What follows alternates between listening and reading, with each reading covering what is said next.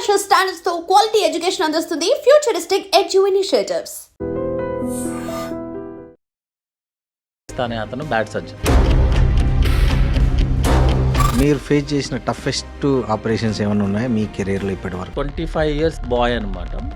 Cancer వచ్చింది. ఏం cancer వచ్చింది? మోషన్ ద్వారం నుంచి ఆల్మోస్ట్ లైక్ 5 to 6 centimeters ఉంటుంది సార్. నేను ట్రై చేస్తాను, కానీ వర్కౌట్ అవ్వకపోతే మాత్రం నువ్వు మరి మోషన్ బ్యాగ్ పెట్టుకోవడానికి రెడీయా. ఒకవేళ మీరు ఆ కండిషన్ వస్తే మీరు వదిలేసి వచ్చేసిండి. బాగా తాగిన వాళ్ళు వాళ్ళ లైఫ్ లాంగ్ బాగానే ఉంటుంది. ఎందుకు అంటే మీ వెయిట్, నా హైట్, మీ జెనెటిక్, మీ సోషల్, మీ ఫ్యామిలీ, మీ జీన్స్ అన్ని డిఫరెంట్ కదా. అన్ని డిఫరెంట్. ఆల్కహాల్ తీసుకొని మీరు తాగండి, నేను తాగుతాను, అది ఎంత డ్యామేజ్ చేస్తుంది అనేది ఎట్లా కన్ఫర్మ్ చేస్తాను చెప్పండి. అట్లా రీసెర్చ్ జరిగాయా ఇప్పటి వరకు? జరుగుతాయి సార్, జరుగుతాయి. జరిగినవి ఏమొచ్చింది చెప్పండి, అది మెయిన్ మాకు. ఈ స్కాచ్ అయితే డేంజర్ తక్కువ, ఈ మామూలు ఇక్కడైతే ఇవి తక్కువ. అయినా సరే సేమ్ రిజల్ట్. ఏ రాయితో ఊడగొట్టుకున్నా అవే పల్లె అంటారు. కాస్ట్లీ కొట్టుడు అనమాట. నమస్తే, వెల్కమ్ టు ఐ డ్రీమ్స్. నేను మీ రొద్దం శ్రీనివాస్. ఇవాళ ప్రపంచ జనాభాతో పాటు ముఖ్యంగా మన తెలుగు రాష్ట్రాల్లో ప్రజలు విపరీతంగా ఎదుర్కొంటున్న ఆరోగ్య సమస్యల్లో గ్యాస్ట్రో కూడా ప్రముఖంగా ఉంది. ఇన్ని రోజులు చాలా కార్డియక్, ఆర్థోపెడిక్, అదేవిధంగా క్యాన్సర్తో పాటు ఇటీవల పెరుగుతున్న ఆరోగ్య సమస్యలు ఏవైనా ఉన్నాయంటే అది గ్యాస్ట్రో. అలాంటి గ్యాస్ట్రో సంబంధించిన ఎక్స్పర్ట్ మనతో ఉన్నారు. ఆయన డాక్టర్ శ్రీమన్ నారాయణ గారు, సర్జికల్ గ్యాస్ట్రోఎంట్రాలజిస్టు, యశోద హాస్పిటల్స్. నమస్తే. నమస్తే సార్. శ్రీమన్నారాయణ గారు, గ్యాస్ట్రోఎంట్రాలజీ అనే స్పెషల్ సబ్జెక్ట్ను చూజ్ చేసుకోవడానికి ఏంటి sir me inspiration? First of all నాకు యాక్చువల్గా లివరు అనేది ఇంట్రెస్టింగ్ టాపిక్ అండి. ఎంబీబీఎస్ చదువుతున్నప్పటి నుంచి కూడా ఓకే, లివర్ ట్రాన్స్ప్లాంటేషన్ అనేది ఇంట్రెస్టింగ్ టాపిక్. ఎందుకు అంటే organ is a very complicated organ. So surgery చేయడం కూడా చాలా రేర్గా చేస్తారు. జనరల్గా లివర్ ప్రాబ్లం వచ్చిన వాళ్ళకి ఇంకా ఎండ్ ఆఫ్ ది గేమ్ అని మేము ఎంబీబీఎస్ చదువుతున్న టైంలో ఒక డిస్కషన్ అనమాట. ఓకే. తర్వాత ప్యాంక్రియాస్, ఈ రెండు కూడా ఏంటంటే కాంప్లికేటెడ్ కేసెస్. సో మనం చిన్నప్పుడు ఏదైనా కాంప్లికేటెడ్ అంటే మనం చేయాలన్న ఉంటుంది కదా. అదే టైంలో బెస్ట్ ఫ్రెండ్ ఒక అతను అనమాట, తనకి వెరీ ఇంట్రెస్టింగ్ ఈజ్ గ్యాస్ట్రో యాక్చువల్గా చెప్పాలంటే. ఓకే. సో ఇద్దరు మేము గ్యాస్ట్రో అవ్వాలన్న థాట్ ప్రాసెస్. బట్ తనేమో ఆర్థోపెడిక్స్కి వెళ్ళిపోయాడు, నేను గ్యాస్ట్రోలకి కంటిన్యూ అయిపోయాను అనమాట. సో ఇంట్రెస్ట్ అయితే మాత్రం లివర్ చూడంగానే okay, this is a complicated organ, మనం చేయాలి దాన్ని. Pancreas is a complicated surgery, so మనం చేసి రిజల్ట్స్ మంచిగా ప్రూవ్ చేయాలి. సో ఆ ఇంట్రెస్ట్తో మనము సర్జికల్ గ్యాస్ట్రోఎంట్రాలజిస్ట్ తీసుకోవడం. Okay sir, gastroenterologist, liver transplantation, తర్వాత సర్జికల్, ఈ మూడిట్లో మీకు ఏది బాగా ఇష్టం సార్? మీ మూడు ఆపరేషన్స్కి సంబంధించి మీకు ఏది బాగా ఇంట్రెస్ట్? దేన్ని మీరు చూజ్ చేసుకుంటారు ఎక్కువ శాతం? అయితే నేను లాప్రోస్కోపిక్ సర్జరీ, లైక్ సర్జికల్ గ్యాస్ట్రోలో మనము కాంప్లికేటెడ్ లాప్రోస్కోపిక్ సర్జరీస్ చేస్తామండి. సో ఎందుకు అంటే లాప్రోస్కోపిక్ సర్జరీ చేసిన తర్వాత పేషెంట్కి రిజల్ట్స్ చాలా బాగుంటుంది. సపోజ్ మీరు ఓపెన్ సర్జరీ చేసామనుకోండి, వాళ్ళకి అట్లీస్ట్ వర్క్కి వెళ్ళడానికి ఒక 1 to 2 months పట్టేస్తుంది. పెయిన్ ఎక్కువ ఉంటుంది, తర్వాత వాళ్ళకి కాంప్లికేషన్స్ వస్తాయి, ఇన్ఫెక్షన్ ఉంటుంది, వాళ్ళు మళ్ళీ వాళ్ళ ఒక నార్మల్ డ్యూటీస్కి వెళ్ళడానికి they will take a time అనమాట. అట్లా కాకుండా మనం లాప్రోస్కోపిక్ సర్జరీ చేసినప్పుడు 1 day స్టే, ఎంత పెద్ద కాంప్లికేటెడ్ సర్జరీ అయినా మాక్సిమం 2 days స్టే ఉంటుంది. నెక్స్ట్ రోజు మార్నింగే పేషెంట్ రికవరీ చాలా ఫాస్ట్ ఉంటుంది అనమాట. ఓకే. సో అది బెటర్ థింగ్ ఈజ్ ఏంటంటే, పైగా ఏంటంటే మోర్ నెంబర్ ఆఫ్ కేసెస్ని మనం లాప్రోస్కోపీలోనే చేస్తాం యాక్చువల్గా. ఇంకోటి ఏంటంటే జనరల్లీ యాజ్ ఎ సర్జన్ ఏంటంటే ఇండివిజువల్గా ఉండడానికి ప్రిఫర్ చేస్తాం యాక్చువల్గా. సో లాప్రోస్కోపిక్ సర్జరీస్ ఇప్పుడు ఏంటంటే లేటెస్ట్ ఈజ్ రోబోటిక్ సర్జరీస్, ఇంకా రిజల్ట్స్ బెటర్ వస్తున్నాయి. ఇంకా వన్ డే మినిమంలో మనం పేషెంట్ ఇంటికి వెళ్ళిపోతాడు. ఆల్మోస్ట్ లైక్ సర్జరీ చేసిన ఫీలింగే ఉండదు, పేషెంట్కి ఉండదు, డాక్టర్కి ఉండదు కరెక్ట్గా చెప్పాలంటే. సో అంత ఫాస్ట్ రికవరీ వస్తుంది అనమాట. పెయిన్ చాలా తక్కువ ఉంటుంది, ఇన్ఫెక్షన్ తక్కువ వస్తుంది. సో ప్రిఫర్ చేసుకోవడం అయితే laparoscopic surgery or robotic surgery. But liver transplantation అనేది డ్రీమ్ యాక్చువల్గా. ఎనీ సర్జికల్ గ్యాస్ట్రోఎంట్రాలజిస్ట్కి డ్రీమ్ ఏంటంటే లివర్ ట్రాన్స్ప్లాంటేషన్. మనం మంత్లీ ఒకటి అలా మనం చేస్తాము, బట్ యాజ్ ఎ జస్ట్ ఏంటంటే కిక్ అనమాట, లైక్ డ్రీమ్ కాబట్టి. బట్ జనరల్గా ప్రొఫెషన్ లాగా చూస్ చేసుకుంటే laparoscopy, next one is robotic surgeries. Sir, జనరల్గా మీ ఓపీలో వచ్చే మ్యాక్సిమం గ్యాస్ట్రో ఇష్యూస్ దేని గురించి వస్తుంటాయి? మీ ఓపీ చూస్తుంటారు, డైలీ చాలామందిని చూస్తుంటారు కదా, మీ ఇన్నేళ్ళ ఎక్స్పీరియన్స్లో మీ ఓపీలో జనరల్ గ్యాస్ట్రో ఇష్యూస్ ఏమొస్తుంటాయి? ఏ ఏజ్ గ్రూప్ వాళ్ళకి ఎక్కువగా మీరు అబ్జర్వ్ చేశారు? జనరల్గా అండి ఈవెన్ దో నేను సర్జికల్ గ్యాస్ట్రోఎంట్రాలజిస్ట్ అయినా Okay. ఓపీ బేసిస్లో వచ్చి చూసే పేషెంట్స్ వాళ్ళందరికీ కూడా మనము గ్యాస్ట్రైటిస్ ప్రాబ్లం ఉన్నవాళ్ళు, కాన్స్టిపేషన్ ఉన్నవాళ్ళు, లేకపోతే మల్టిపుల్ లూజ్ టూల్స్ వెళ్ళే వాళ్ళు, నెక్స్ట్ రిఫ్లెక్స్ డిసీజ్ అని చెప్తామన్నమాట, జీఈఆర్డీ అనమాట. ఎందుకు అంటే సర్జికల్ గ్యాస్ట్రోఎంట్రాలజిస్ట్ నేను ఓన్లీ సర్జన్ అన్నా కూడా మనకి జనరల్ ఓపీ కూడా ఉంటారు యాక్చువల్గా. So more number of OPs వచ్చేదైతే మాత్రం కామన్ ప్రాబ్లమ్స్తోనే వస్తారు. ఓకే. అందులో మనం ఎవాల్యుయేట్ చేయడం మొదలు పెడితే సపోజ్ ఒక పేషెంట్ గ్యాస్ట్రైటిస్ ప్రాబ్లం వచ్చారండి, అతన్ని మనం ఎండోస్కోపిక్ పంపించి ఎవాల్యుయేట్ చేస్తే రిఫ్లెక్స్ డిసీజ్ అని వస్తుంది, జీఈఆర్డీ అంటాం. ఆ జీఈఆర్డీ పేషెంట్ని మనం సర్జరీకి తీసుకెళ్తాం అనమాట. సో ఓపీ బేసిస్ అయితే మాత్రం కాన్స్టిపేషన్ అని వస్తారు కొంతమంది, వాళ్ళకి మనం కొలనోస్కోపీ చేయించినప్పుడు వాళ్ళకి ఏదైనా క్యాన్సర్ ఉండటం కానీ పైల్స్ ప్రాబ్లం ఉండటం కానీ జరుగుతుంది, వాళ్ళు సర్జరీకి వస్తారు. So on a OP basis అయితే మాత్రం కామన్ ప్రాబ్లమ్స్తోనే వస్తారు, మనం ఎవాల్యుయేషన్ చేసినప్పుడు సర్జికల్గా కన్వర్ట్ అవుతారు వాళ్ళు యాక్చువల్గా అనమాట. సో మోర్ కామన్ ప్రాబ్లమ్స్ ఏంటి సార్ అంటే గ్యాస్ట్రైటిస్, కాన్స్టిపేషన్, బ్లీడింగ్ పైల్స్, లేకపోతే రిఫ్లెక్స్ ప్రాబ్లమ్స్ ఎక్కువగా వచ్చేది వాళ్ళతో. ఓకే. ఏ ఏజ్ గ్రూప్ వాళ్ళకి ఎక్కువ వస్తుంటాయి? జనరల్గా వీళ్ళు అంతా around 30 to 40 years age group వాళ్ళకి ఎక్కువ వస్తారండి. ఎందుకు ఆ ఏజ్ గ్రూప్లోనే పర్టికులర్గా ఎక్కువ వస్తుంది? అంటే ఒకటేమో stress related life activities, next food on time తీసుకోరు, ఇప్పుడు ఇర్రెగ్యులర్ ఫుడ్ హ్యాబిట్స్ ఉంటాయి, అవుట్ సైడ్ ఫుడ్ తినడం ఎక్కువ, వర్క్ ప్రెషర్స్. సో ఈ స్ట్రెస్ లెవెల్స్ ఎక్కువయ్యే కొద్దీ మనకి ఎడ్రినల్ రష్ అని చెప్తామన్నమాట. అంటే బాడీలో ఎడ్రినల్ లెవెల్స్ రైజ్ అవుతాయి, రైజ్ అవ్వగానే వాళ్ళకి హార్మోన్ ఇంబ్యాలెన్స్ వచ్చి వాళ్ళకి ఎసిడిటీ ప్రాబ్లమ్ స్టార్ట్ అయిపోతుంది.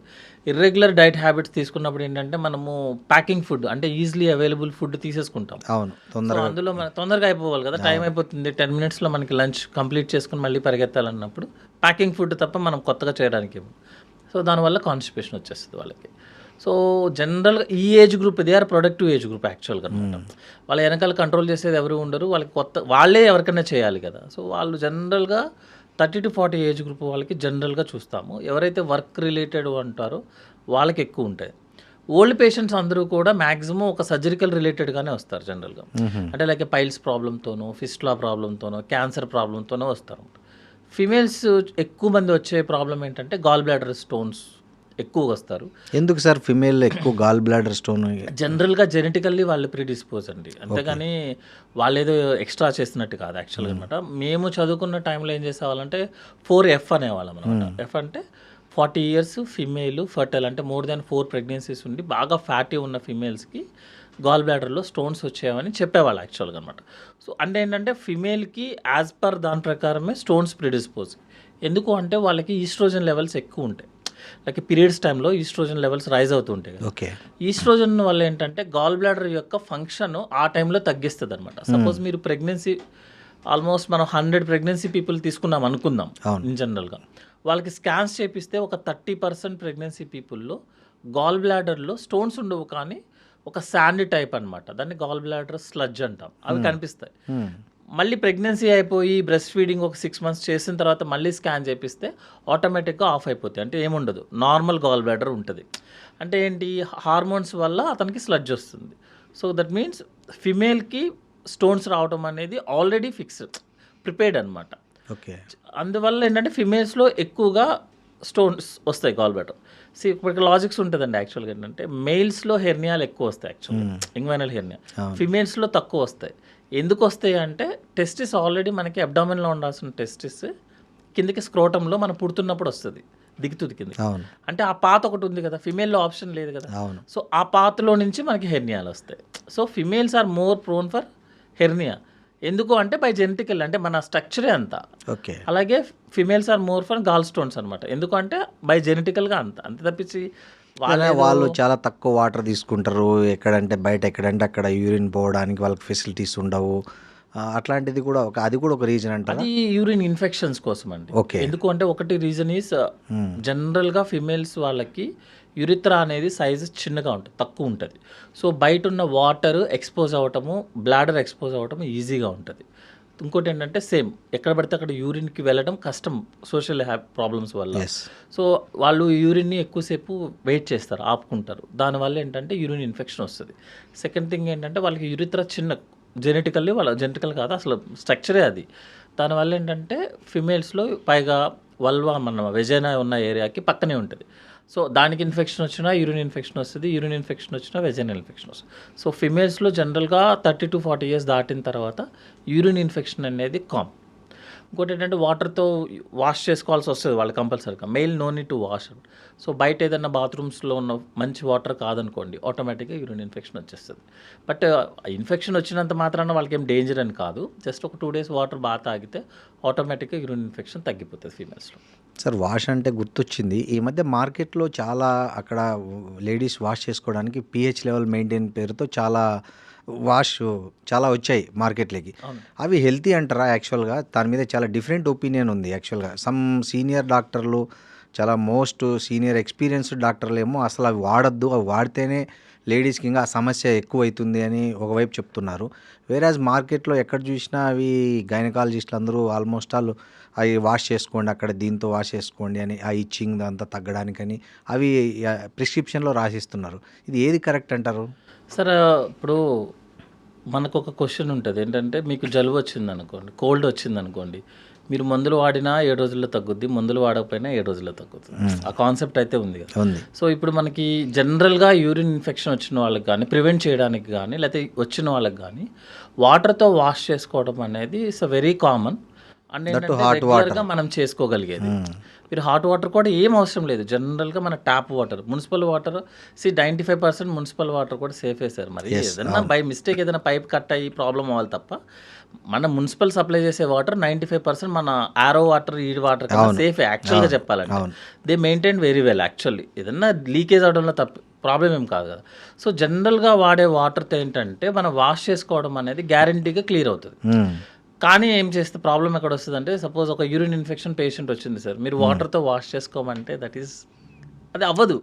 సి మనం మాట్లాడుకునేటప్పుడు బాగానే ఉంటుంది, కానీ మనం పేషెంట్తో మాట్లాడేటప్పుడు మాత్రం we have to prescribe something. అందులోనే అది వస్తాయి సార్. అంతే తప్పించి వాటర్తో వాష్ చేసుకుంటే తగ్గదు, ఓన్లీ ఆ కమర్షియల్ ప్రొడక్ట్స్ వాష్ చేస్తేనే తగ్గుతుంది అనే రూల్ ఏం లేదు sir. Water is always the best option. Sir మీరు చాలా ఆపరేషన్స్ చేస్తుంటారు డైలీ, గాల్ బ్లాడర్కి సంబంధించి, ప్యాంక్రియాస్కి సంబంధించి, లివర్కి సంబంధించి, వీటన్నిటిలో మీకు బాగా టఫ్ ఏది ఉంది అంటే ఏది ఫీల్ అవుతారు జనరల్గా? సార్ యాక్చువల్లీ ఏంటంటే, మా ప్రొఫెసర్ ఎప్పుడు చెప్పేవాడు అనమాట, who is the best surgeon, bad surgeon, good surgeon అంటే. Who is the bad surgeon అంటే, ఏ సర్జరీ పడితే ఆ సర్జరీ నేను ఏమన్నా చేస్తానే అతను బ్యాడ్ సర్జన్. ఓకే. అంటే ఇక్కడ ఉద్దేశం ఏమవుతుందంటే, ఇన్స్ట్రుమెంట్ నా చేతిలో ఉంది, నా hand is the golden hand, ఈ హ్యాండ్తో నేను ఎన్ని సర్జరీలైనా చేయగలను అని ఎవరైతే బిహేవ్ చేస్తారో హీఈస్ ద బ్యాడ్ సర్జన్. ఎవరు గుడ్ సర్జన్ అంటే, ఏదైతే ఉంది కేసు వచ్చింది, సపోజ్ కేసుని సెలెక్ట్ చేసుకొని ఇది మనం చేయొచ్చు, ఇది మనం చేయలేము, ఇది ఎవరైతే చేస్తారో అతనికి మనం పంపిద్దాము, he is a good surgeon. Best surgeon ఎవరైతారంటారంటే, ఈ కేసుని మనం టచ్ చేయకూడదు అని ఎవరైతే టచ్ చేయకుండా ఉంటారో హీఈస్ ద బెస్ట్ సర్జన్ అనమాట. నేను ఎందుకు చెప్తున్నానంటే, anatomy is the boss sir. అంటే బాడీ లోపల ఆ డిసీజ్ ఏ కండిషన్లో ఉందో, దాని చుట్టుపక్కల ఆర్గాన్స్ ఏ కండిషన్లో ఉన్నాయో అది మాత్రమే డిసైడ్ చేస్తుంది which is the peaceful surgery, which is the complicated surgery. Suppose ఇప్పుడు నేను ఒక క్యాన్సర్ పేషెంట్ తీసుకున్నాను సార్ సర్జరీకి, లోపలికి వెళ్ళాము, చుట్టుపక్కల మనకి సిటీ స్కాన్ కానీ ఎంఆర్ఐలో కానీ ఏంటంటే మనకి 50% మాత్రమే చెప్తుంది ఇలా ఉంది, ఇలా ఉండొచ్చు అనేది. కానీ లోపలికి వెళ్ళిన తర్వాత 100% మనకి క్లారిటీ వస్తుంది. సింపుల్గా ఒక క్యాన్సర్ ఓన్లీ, సపోజ్ నేను గాల్ బ్లాడర్ సర్జరీ చేస్తాను, ఓన్లీ గాల్ బ్లాడర్కి మాత్రమే క్యాన్సర్ ఉంది, నేను గాల్ బ్లాడర్ సర్జరీ చేసి వచ్చేస్తాను. లోపలికి వెళ్ళిన తర్వాత నాకు లివర్కి, దాని చుట్టుపక్కల ఉన్న బ్లడ్ సప్లైకి ఫుల్ అతుక్కుపోయి ఉందనుకోండి, ఇంటెస్టైన్కే అతుక్కుపోయి ఉందనుకోండి, మీరు ఎంత బీభత్సమైన సర్జన్ అయినా కూడా కాంప్లికేషన్స్ వచ్చేస్తాయి. కాకపోతే ఏంటంటే, మన ఉద్దేశం ప్రకారము నేచర్కి కొంచెం టైం ఇవ్వాల్సి వస్తుంది అనమాట. సో ఎక్కడి వరకు అయితే మనకు అవసరమో, సపోజ్ ఆ పేషెంట్ ఏ కండిషన్తో వచ్చారు, స్టోన్తో వచ్చాడా, లేకపోతే ఇన్ఫెక్షన్తో వచ్చాడా, క్యాన్సర్తో వచ్చాడా, మేము ఎలా ప్రిఫర్ చేస్తామంటే, స్టోన్తో వచ్చిన పేషెంట్ కానీ, ఇన్ఫెక్షన్తో వచ్చిన పేషెంట్ కానీ ఎంతవరకు అయితే అవసరమో అంతవరకు తీసేసి యాంటీబయాటిక్స్ పెట్టుకొని, మళ్ళీ అవసరమైతే మళ్ళీ ఇంకొక సర్జరీయో లేకపోతే వేరే ఎండోస్కోపిక్ ప్రొసీజరో చేయొచ్చు. సపోజ్ క్యాన్సర్తో వచ్చాడు అనుకుందాం సార్, ఆ టైంలో ఏం ఇంజరీ అవ్వద్దు, పేషెంట్కి ఏమి ఇంజరీ అవ్వద్దు, లివర్కి ఏది అవ్వద్దు. ఓకే. ఎంత తీయగలమో అంత తీసేసి కావాలంటే రేడియోథెరపీ, కీమోథెరపీ పెట్టుకోవచ్చు, లేదనుకుంటే ఇంకొక 1 month తర్వాత చేసుకోవచ్చు. ఈ డెసిషన్ ఎవరైతే తీసుకుంటారో టేబుల్ మీద ఫుల్ మీరు టేబుల్ మీద కొంతమంది సర్జన్స్వి పల్స్ రేట్లు పెరుగుతాయి అన్ని, ఎందుకంటే కండిషన్ బట్టి సార్. సింపుల్ సర్జరీ ఉందనుకో, చాలామంది సాంగ్స్ పెట్టుకొని పక్కన వాళ్ళతో చిట్ చాట్ చేసుకుంటూ సర్జరీ చేసింది సింపుల్గా ఉంటే, లోపల కాంప్లికేషన్స్ అయిందని, లోపల బాగా అతుక్కుపోయింది అనుకోండి సార్, అతుక్కుపోతుంటే మొత్తం అందరికీ మూడు మారిపోతుంది. సో ఆ డెసిషన్ తీసుకొని ఎంతవరకు అయితే అవసరమో అంతవరకు సర్జరీ చేసి కావాలంటే ఒక 15 days తర్వాత చేసుకోవచ్చు, ఏం ప్రాబ్లం ఏం లేదు. ఇంకా మనకి చాలా ఆప్షన్స్ ఉంటాయి. అవి డిసైడ్ చేసిన అతనే బెస్ట్ సర్జన్ అవుతాడు ఎప్పుడు అనమాట. అంటే కాంప్లికేషన్స్ అవ్వకుండా పేషెంట్ ఇంటికి మీరు ఫేస్ చేసిన టఫెస్ట్ ఆపరేషన్స్ ఏమైనా ఉన్నాయా మీ కెరీర్లో ఇప్పటి వరకు? అంటే చాలా టఫ్గా కంప్లీట్ చేసినవి ఏమన్నా? టఫెస్ట్ అనేది కాదు సార్, ఒకటి అంటే ద డెసిషన్ మేకింగ్ అనమాట. అంటే మనం ప్రిపేర్ అయ్యి పేషెంట్కి కనుక మంచిగా ఉంది, నిజంగా చెప్పాలంటే అతనికి ఆల్రెడీ రాసి పెట్టుందని చెప్తారు కదా, అదైతే ఒక 25 years బాయ్ అనమాట. క్యాన్సర్ వచ్చింది, మోషన్ ద్వారం నుంచి ఆల్మోస్ట్ లైక్ 5 to 6 centimeters ఉంటుంది సార్. జనరల్గా 5 centimeter వరకు ఉంటుంది క్యాన్సర్. జనరల్గా అతనున్న కండిషన్ ప్రకారము మనము మోషన్ ద్వారం మొత్తం తీసేయాలి, ఏపీఆర్ అని చెప్తాము. తీసేసి లైఫ్ లాంగ్ మోషన్ బ్యాగ్ని చర్మం దగ్గర పెడతామన్నమాట. అంటే మోషన్ అతనికి సైడ్ నుంచి వస్తుంది, ఓకే, లైఫ్ లాంగ్ అతని బ్యాగ్లోకే మోషన్ వస్తుంది, క్లీన్ చేసుకోవాలి యాక్చువల్గా. అయితే అతను లాజిక్ ఏంటంటే నేను 21, నేను ఇప్పుడు లైఫ్ లాంగ్ మోషన్ బ్యాగ్ పెట్టుకోవాలంటే ఇట్స్ ఇంపాసిబుల్. సో అని చెప్పి ఫస్ట్ కీమో రేడియోథెరపీ అయ్యింది, అందరు కౌన్సిలింగ్ చేశాము, బాబు నీకు కుదరదు, ఇంపాసిబుల్ రా బాబు, నీకు నువ్వు మోషన్ బ్యాగ్ పెట్టాల్సిందే, బుక్కుల ప్రకారం నువ్వు పెట్టాల్సిందే. వాడేమంటాడు, మీరు మోషన్ బ్యాగ్ పెడితే నేను ఉండి ఏం లాభము, కష్టము అన్నాడు. కష్టం అంటే మీకు మీనింగ్ అర్థమైంది కదా.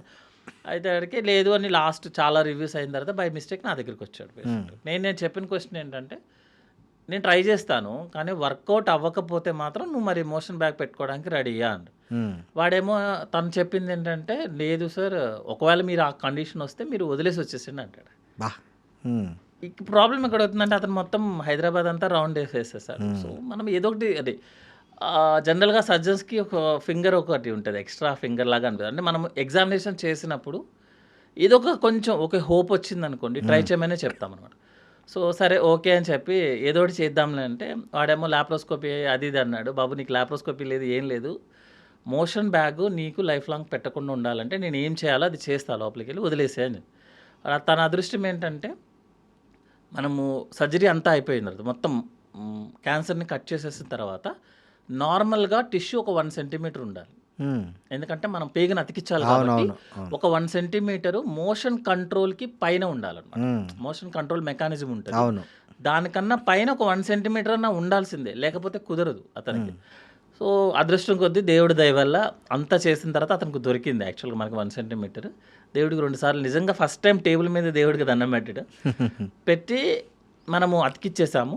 టెంపరీగా స్టోమా బ్యాగ్ పెడతామండి, టెంపరీగా కంపల్సరీగా పెడతాము యాక్చువల్గా, ఎందుకంటే అది లీక్ అయిందంటే మళ్ళీ లైఫ్ ప్రాబ్లం అయింది. తర్వాత నాకు ఒక ఫైన్ మార్నింగ్ 3 days తర్వాత ఫోన్ చేసి, సార్ నాకు యూరిన్ కంట్రోల్ అవ్వట్లేదు అన్నాడు. ఇంకా దొరికిపోయాం, ఎందుకంటే ఆ ఏరియాలో సర్జరీ చేస్తే యూరిన్ కంట్రోల్ అవ్వదు. మనం మోషన్ ప్రాబ్లం అని సర్జరీ చేస్తే యూరిన్ కంట్రోల్కి ప్రాబ్లం అయింది. ఇంకా ఇప్పుడు సినిమా స్టార్ట్ అవుద్ది అనుకో.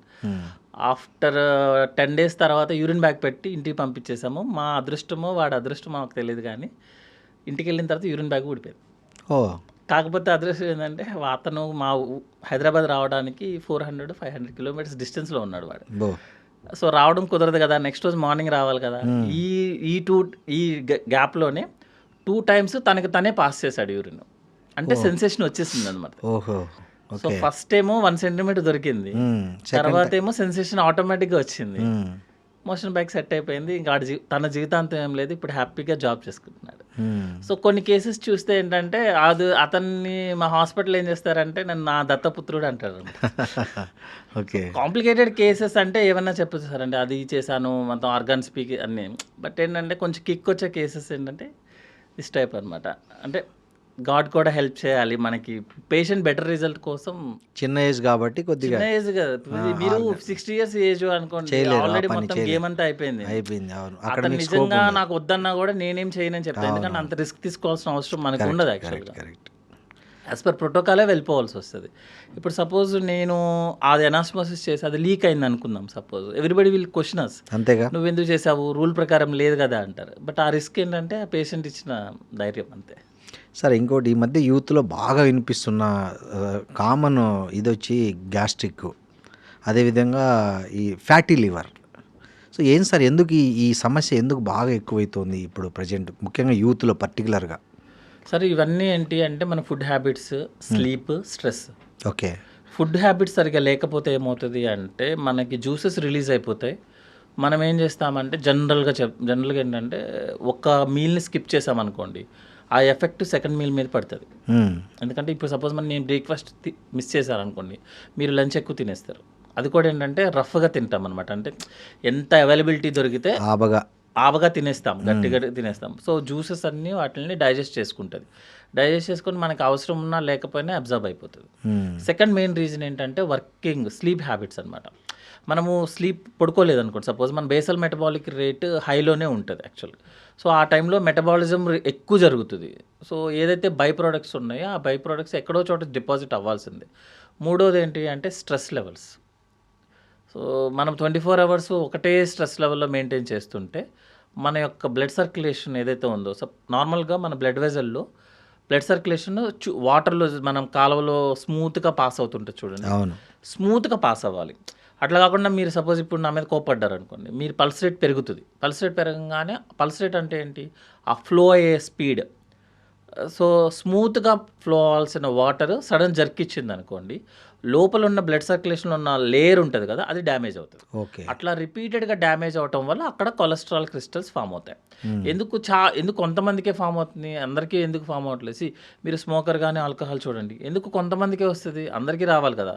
అవును. Smoking is injurious to health. నేను smoking is very bad for health, actually injurious కూడా కాదు. అట్లాగా నేను సపోర్ట్ చేయట్లేదు, జస్ట్ రీజన్ చెప్తున్నాను. స్మోకింగ్ కన్నా ఆల్కహాల్ కన్నా మోర్ డేంజరీస్ మన స్ట్రెస్ లెవెల్స్. మీరు స్ట్రెస్, ఎందుకంటే స్మోక్ అనేది మీరు ఎప్పుడో ఒకసారి చేస్తారు, స్ట్రెస్ అనేది రోజు పడేది, గంటకి పడాల్సిందే. సో స్ట్రెస్ పడంగానే మీ పల్స్ రిథమ్స్ చేంజ్ అవుతాయి. రిథమ్స్ చేంజ్ అవ్వగానే ఆ లోపల ఉన్న లేయర్స్ డ్యామేజ్ అవుతాయి. అక్కడి నుంచే స్టార్ట్ అవుతుంది అనమాట. ఇంకొకటి ఏంటంటే మన మెటబాలిజమ్స్ చేంజ్ అవ్వగానే ఒకటి ఎసిడిటీ వస్తుంది, గ్యాస్ట్రైటిస్ ప్రాబ్లమ్స్ వస్తాయి. సెకండ్ థింగ్ ఏంటంటే లివర్లో ఫ్యాట్ అక్యుములేట్ అవ్వడం స్టార్ట్ అవుతుంది. దాన్నే ఫ్యాటీ లివర్ అంటాం అనమాట. ఫ్యాటీ లివర్తో ప్రాబ్లం, మామూలుగా లివర్లో ఫ్యాట్ ఉండదు సార్, జీరో ఫ్యాట్. యాక్చువల్లీ లివర్లో ఓన్లీ మజిల్ టైప్ ఆఫ్ టిష్యూసే ఉంటుంది, జీరో ఫ్యాట్. అందులో ఒక్కసారి ఫ్యాట్ అక్యుములేట్ అయితే బస్ టైప్ అనమాట, అంటే అదే వేరే వాళ్ళని క్రియేట్ చేస్తుంది. ఒక్క ఫ్యాట్ గ్లోబ్యూల్ స్టార్ట్ అయినా కూడా మీకు మళ్ళీ ఫ్యాట్ని అక్యుములేట్ చేసుకుంటుంది. ఎందుకంటే ఆ ఏరియాలో డ్యామేజ్ స్టార్ట్ అవుతుంది. ఎందుకంటే అది ఫారెన్ బాడీ కదా, లివర్లో ఫ్యాట్ ఉండదు జనరల్. అవును.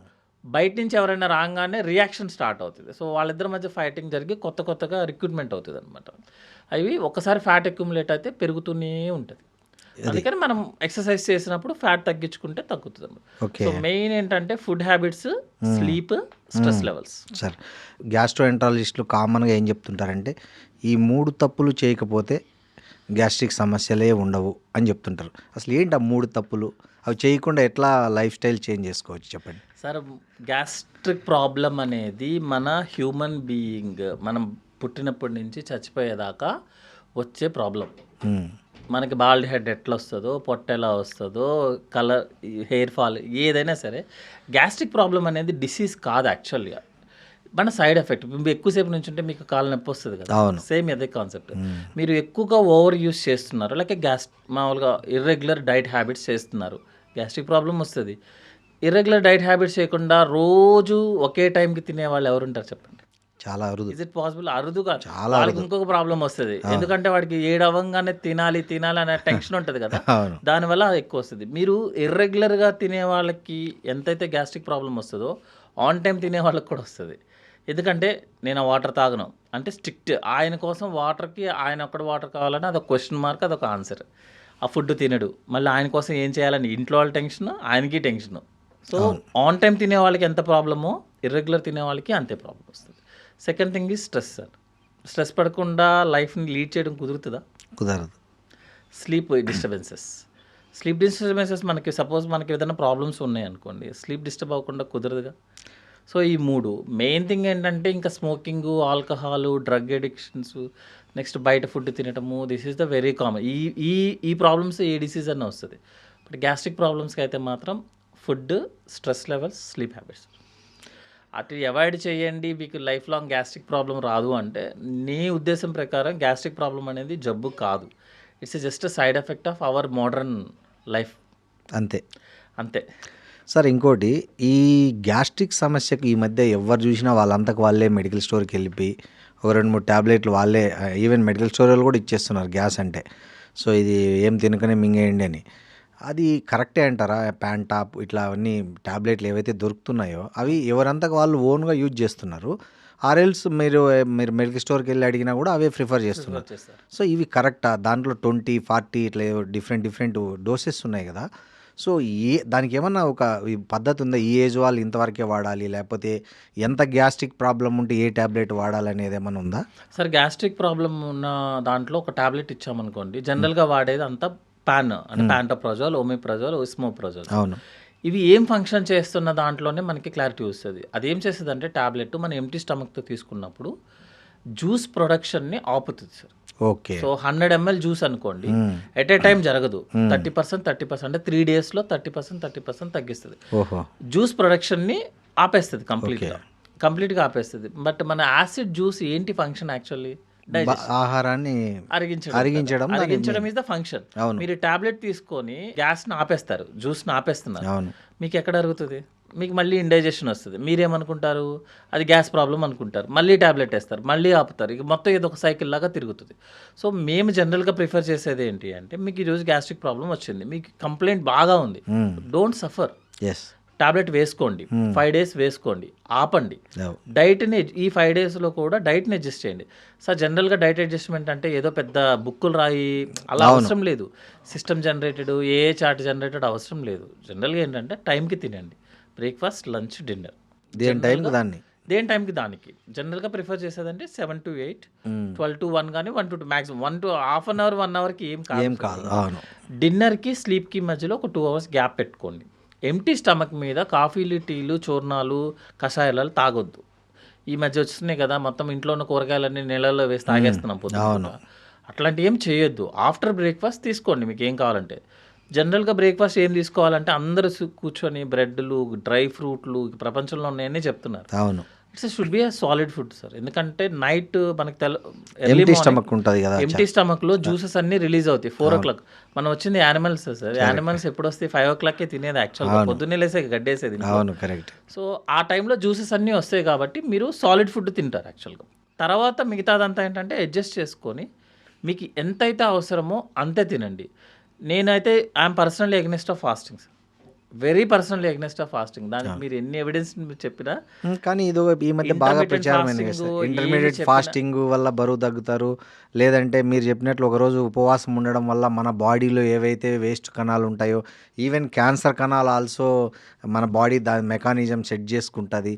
సో ఫాస్టింగ్ ఈజ్ నెసెసరీ అని అది ఒక క్యాంపెయిన్ స్టార్ట్ అయింది ఈ మధ్య. నేను సార్ ఇవన్నీ ఏంటంటే పర్సనల్ ఎవిడెన్సెస్ సార్ అవన్నీ. ఓకే. సపోజ్ ఇప్పుడు నేను ఒక 10 days ఫాస్టింగ్ చేశాను, మీరు ఆటోమేటిక్గా వెయిట్ లాస్ అవుతారు. అందులో గొప్పే ఉంది. ఎన్ని రోజులు చేయగలరు అలా? అవును.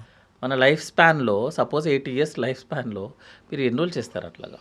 ఈ ఉపవాసం వల్ల వచ్చే నష్టాలు ఏంటి చెప్పండి సార్. ఇప్పుడు మీరు ఎంటీ స్టమక్ మీద ఉన్నారు సార్, లోపల ఏమీ లేవు, మన జ్యూసెస్ సిక్రెట్ అవుతూనే ఉంటాయి. అవుతుంటే మన బాడీ మీద అవి లివర్లో జ్యూస్ కెపాసిటీ 1.5 liters. ఓకే. లివర్లో 1 drop ఆఫ్ బైల్ కూడా స్టోర్ అవ్వదు. ఆ 1.5 liters జ్యూస్ ఎక్కడికి వెళ్ళాలి సార్? ఎక్కడికి వెళ్తుంది? గాల్ బ్లాడర్లోకి వెళ్తుంది. గాల్ బ్లాడర్లో కాన్సన్ట్రేట్ అయ్యి ఒక 50 mlకో 60 mlకో కాన్సన్ట్రేట్ అవుతుంది. మీరు ఏ రోజైతే ఎప్పుడైతే ఫుడ్ తింటారో ఆ ఫుడ్ కోసం ఈ 50 ml మన రస్నా జ్యూస్ కలిసి 1.5 liters కింద బయటకు వస్తుంది. సపోజ్ మీరు ఫాస్టింగ్ ఉన్నారు సార్, ఆ 1.5 liters రిలీజ్ అయ్యేదే మీరు ఏం చేసినా రిలీజ్ అవుతుంది. అవును, ఆల్రెడీ స్టాక్ ఉంటుంది కాబట్టి. అసలు మీరు ఏం చేసినా సరే లివర్లో జ్యూస్ రిలీజ్ అవ్వాల్సిందే. మీరు చచ్చిపోయే ముందు రోజు కూడా లివర్ జ్యూస్ రిలీజ్ అవుతుంది. Okay. So liver juice release అయింది, ఎక్కడ స్టోర్ అవుతుంది? గాల్ బ్లాడర్లో. మీరు తినరు, హ్యాపీగా ఫాస్టింగ్ పెట్టుకున్నారు, ఆ గాల్ బ్లాడర్లో స్టోర్ అయిన జ్యూస్ గాల్ స్టోన్స్ కింద కన్వర్ట్ అవుతుంది. Patient is intermediate fasting presenting with gall bladder stones. Is it కరెక్టా? ఇంకొకటి ప్యాంక్రియాస్ జ్యూస్ ఉంది సార్. ప్యాంక్రియాస్ జ్యూస్ మీకు 2.5 liters సీక్రెట్ అవుతుంది.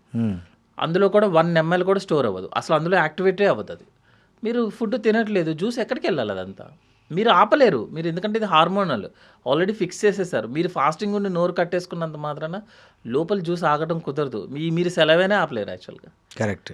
అంతే కదా, సెలవైనా ఆపలేము ఆపలేం. ఆపలేం దానికి మీరు ఫాస్టింగ్ చేస్తారు. దాని బదులు మీరు ఏదైతే అవసరం ఉందో, సపోజ్ ఈరోజు మీరు బాగా వర్క్ చేశారు, we are very tired of, we are living, as fasting చేసి ఎందుకుంటారు? ఇంకోటి ఏంటంటే ఇది చేస్తే ఒక పేషెంట్కి మంచి జరుగుతుంది, ఒక ఆయిల్ వాడితే మీకు హెయిర్ బాగా పెరుగుతుంది, గ్లో అవుతుంది అనేది అవుట్ సైడ్ ఏది ఇంపాక్ట్ చూపించదు. జనరల్గా ఏం ఉండదు సార్, అట్లా ఏం ఉండదు సార్. ఉండొచ్చు, పేపర్స్ ఉండొచ్చు, అన్నీ ఉండొచ్చు, కానీ ముఖ్యంగా సార్ ఈ గ్యాస్ట్రిక్తో బాధపడే వాళ్ళు కొన్ని మార్కెట్లో దొరికే ఈనో టైప్ ఇట్లాంటివన్నీ తీసుకొని అది ఎంతవరకు కరెక్ట్ సార్? అది జనరల్గా సార్ ఇప్పుడు ఎస్డిటి ప్రాబ్లం వచ్చిన వాళ్ళు ఎవరైనా సరే ఇన్ జనరల్గా ఫస్ట్ యూస్ చేసేది ఈనో. ఎందుకంటే మన ఎస్డిటి అంటే H+ అయాన్, అవును, ఈనోలో ఉండేది ఏమో బైకార్బ్స్. సో ఇమీడియట్గా న్యూట్రలైజ్ అయిపోతుంది. న్యూట్రలైజ్ అయిపోయి మనకి కార్బన్ డైఆక్సైడ్ని బయటికి రిలీజ్ చేస్తుంది. మీరు ఏం ఫీల్ అవుతున్నారు? నాకు ఎస్డిటి ఉంది, లోపల చాలా గ్యాస్ ఉందని ఫీల్ అవుతున్నారు. అవును, నేను మీకు ఈనో ఇచ్చాను అనుకోండి, ఈనోనో సో బైకార్బ్, అవును, బైకార్బ్ ఇచ్చారనుకోండి, మీరు ఒక 5 minutes తర్వాత బయటికి గ్యాస్ తీస్తారు, కార్బన్ డైఆక్సైడ్ బయటికి తీస్తారు. మీరు ఏమనుకున్నారు? ఇప్పుడు దాకా నాకు లోపల గ్యాస్ ఉంది, అవును, 10 నిమిషాల తర్వాత మీరు బయటికి తీశారు. What you feel? నా గ్యాస్ లేదు అనుకుంటారు. అవును, జనరల్గా లోపల గ్యాస్ ఉండదు. యాక్చువల్గా there is no gas in స్టమక్లో ఏం గ్యాస్ ఉండదు. అక్కడ ఏంటంటే ఎస్డిటి ఎక్కువ ఉండి H+ అయాన్స్ వల్ల మనకి ఆ ఫీలింగ్ ఉంటుంది, గ్యాస్ ఉన్న ఫీలింగ్. గ్యాస్ ఉండదు లోపల, మీరు చూపేసినా లోపల గ్యాస్ దొరకదు, గ్యాస్ ఉండడానికి ఆప్షన్ లేదు అక్కడ. కాకపోతే ఇది ఏంటంటే కంప్లీట్గా న్యూట్రలైజ్ చేసి ఇమీడియట్ రిలీఫ్ ఇస్తుంది. ప్రాబ్లం ఏమవుతుందంటే రిలీజ్ ఇచ్చేటప్పుడు మనకి కార్బన్ డైఆక్సైడ్ రిలీజ్ చేస్తుంది. Carbon dioxide is danger for food pipe. So Eno ఎక్కువ తాగే వాళ్ళకి, ఈనో ఎక్కువ తీసుకునే వాళ్ళకి ఫుడ్ పైప్ యొక్క డ్యామేజ్ ఎక్కువ జరుగుతుంది. సో ఏంటంటే ఇమీడియట్గా కావాలి అంటే ఓకే, ఒకసారి తీసుకోవడం అనేది తప్పేం లేదు. యూస్ఫుల్ అయితే తీసుకోమనే చెప్తాము. ఎందుకు సఫర్ అవ్వాలి? Don't suffer. అవునవును, మీరు పెయిన్ కిల్లర్స్ మీకు పెయిన్ ఉందనుకోండి, ఒక 2 రోజులు పెయిన్ కిల్లర్స్ వేసుకోండి, ఏం కిడ్నీ డైలీ వేసుకో. అవును, కంటిన్యూ చేయడం అనేది రాంగ్. అండ్ కంటిన్యూగా మీకు ఎస్డిటి ప్రాబ్లం వస్తుంది, మీరు ఈనో రోజు వాడుతున్నారు, అయినా మీకు తగ్గట్లేదంటే డాక్టర్ని కలవకుండా నేను వేసుకుంటానంటే అనేది రాంగ్. ఒక్కసారి ఇమీడియట్ రిలీఫ్ కోసం వేసుకోవడంలో తప్పేం లేదు. That is clear.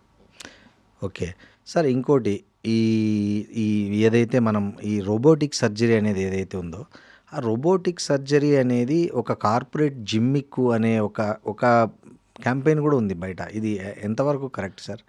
సార్ ఇప్పుడు మామూలుగా జనరల్గా అంటే నేను జనరల్ నాలెడ్జ్లో అయితే చెప్తున్నా, కారు తోలడంలో చాలామంది they prefer for manual. If is a professional driver, suppose నాకు డ్రైవింగ్ ఇష్టం సార్, గేర్ టప్ అని సౌండ్ కొడితేనే నాకు డ్రైవింగ్ చేసిన ఫీలింగ్ వస్తుంది. ఎవరైనా వచ్చి బాస్ ఆటోమేటిక్ కార్ ఎలా ఉంటుందంటే మనం ఏం చెప్తాం ప్రిఫరబుల్గా, అది కార్ కాదురా భయ్యా అంట. ఆటోమేటిక్ కార్ దగ్గర అతన్ని అడగండి, ఎంత సుఖం అసలు హాయిగా ఉంది. సో కిక్కి సుఖానికి కంఫర్ట్స్కి మధ్యలో జరిగేది విషయం అనమాట. అంటే ఎవరైతే సర్జరీస్ చేస్తారో వాళ్ళు కంఫర్ట్గా చెప్పేది. సార్ ఫస్ట్ కేసు, నేను రోబో చేసిన ఫస్ట్ కేసు మేము అనుకున్నాం అనమాట, సేమ్ ఇలాగే అనుకున్నాం. ఎందుకంటే కొత్త టెక్నిక్ వచ్చినప్పుడు భయాలు ఉంటాయి, కామన్గా భయాలు ఉంటాయి. అది తీసుకోవడంలో కూడా ఈవెన్ సర్జన్ కూడా ఆలోచిస్తాడు, అవసరమా ఇప్పుడు లాప్రోస్కోపిక్ సర్జరీ లక్షలు అయిపోయేదానికి రోబోటిక్ సర్జరీ 3 లక్షలు ఎందుకు అనుకుంటాం. అది కామన్గా జరిగేది. ఈవెన్ ఇప్పటికీ కూడా మేము కాన్ఫరెన్స్కి వెళ్ళినప్పుడు రోబోటిక్ సర్జరీ గురించి ఎక్స్ప్లెయిన్ చేస్తున్నాం అనుకోండి, ఆడియన్స్ నుంచి వచ్చే ఫస్ట్ క్వశ్చన్ ఏంటంటే రోబోటిక్ సర్జరీ కాస్ట్లీ కదా, ఎందుకు అంత సర్జరీ పెట్టాలని. కొత్త టెక్నాలజీ వచ్చింది and patient comfort, you don't believe sir. Actually కొన్ని కేసెస్ చేసిన తర్వాత ఫస్ట్ కేసు రోబోటిక్ చేసాము, gall bladder surgery. Patient next రోజు సర్జరీ చేసిన తర్వాత పేషెంట్ డ్రెస్ మార్చేసుకుంది, డిశ్చార్జ్ మరి ఆవిడ అటెండర్లా తిరుగుతుంది. నేను అనుకుంది ఏంటంటే, అంటే సర్జరీ చేసింది నీకే కదా అంటే, అవునండి నాకే కదండి. మరి నువ్వు ఎక్కడ తిరుగుతావంటే, నాకేం లేదండి, నొప్పేం లేదండి. Robotic surgery is the only advantage ఏంటంటే సార్, పెయిన్ చాలా తక్కువ ఉంటుంది లాప్రోస్కోపిక్ సర్జరీ కన్నా. లాప్రోస్కోపిక్ సర్జరీకి రోబోటిక్ సర్జరీకి డిఫరెన్స్ ఓన్లీ పెయిన్ చాలా తక్కువ ఉంటుంది. సెకండ్ థింగ్ ఏమొస్తుంది అంటే ప్రెసిషన్ అనమాట. ఎందుకంటే హై డెఫినేషన్ ఒకటి. సెకండ్ థింగ్ ఏంటంటే మనము ఏదన్నా ఎర్రర్ చేయాలన్నా కూడా రోబోటిక్ ఇన్స్ట్రుమెంట్ యాక్సెప్ట్ చేయదు, ఆల్రెడీ ప్రోగ్రామ్డ్ అనమాట. అంటే మనకి నచ్చినట్టు సపోజ్ నేను రైట్కి తిరిగి ఇన్స్ట్రుమెంట్ ఇలా ఇసిరేయడం కుదరదు, నేను ఇన్స్ట్రుమెంట్ని చూస్తేనే. అందుకని మీరు కార్ డ్రైవింగ్ చేస్తున్నారు, మీరు చెయ్యి తీస్తే స్టీరింగ్ లాక్ అయిపోతుంది.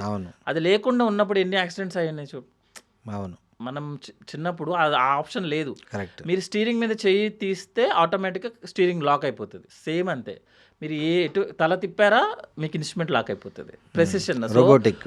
హ్యూమన్ ఎర్రర్ అనేది జరగడానికి లేదు. ఇంకొకటి ఏంటంటే 1-2 కేసెస్ చేసిన తర్వాత పర్ డే నేను 1 కేసు చేస్తున్నాను. సెకండ్ కేసు చేయగానే నేను హ్యూమనే కదా, నాది చేయి హ్యాండ్సే కదా, షివరింగ్ రావడం. అవి ఏమీ రోబోటిక్లో కుదరదు. మీరు ఎన్నిసార్లు ఊగినా కూడా ఇన్స్ట్రుమెంట్ ఊగదు. అంటే ప్రెసిషన్. సెకండ్ థింగ్ ఏంటంటే మోర్ దాన్ 4-5 అవర్స్ సర్జరీ చేస్తున్నాను సార్. ఆబ్వియస్లీ సర్జన్ ఎగ్జాస్ట్ అయిపోతాడు. సో బాటమ్ సర్జరీస్ అంటే మనము గైనిక్ సర్జరీస్ కానీ, బ్లాడర్ సర్జరీస్, ప్రోస్టేట్ సర్జరీస్ కానీ, లేకపోతే ఫుడ్ పైప్ సర్జరీస్ కానీ, మోర్ దాన్ 5-6 అవర్స్ అయ్యే surgeries robotic is the best.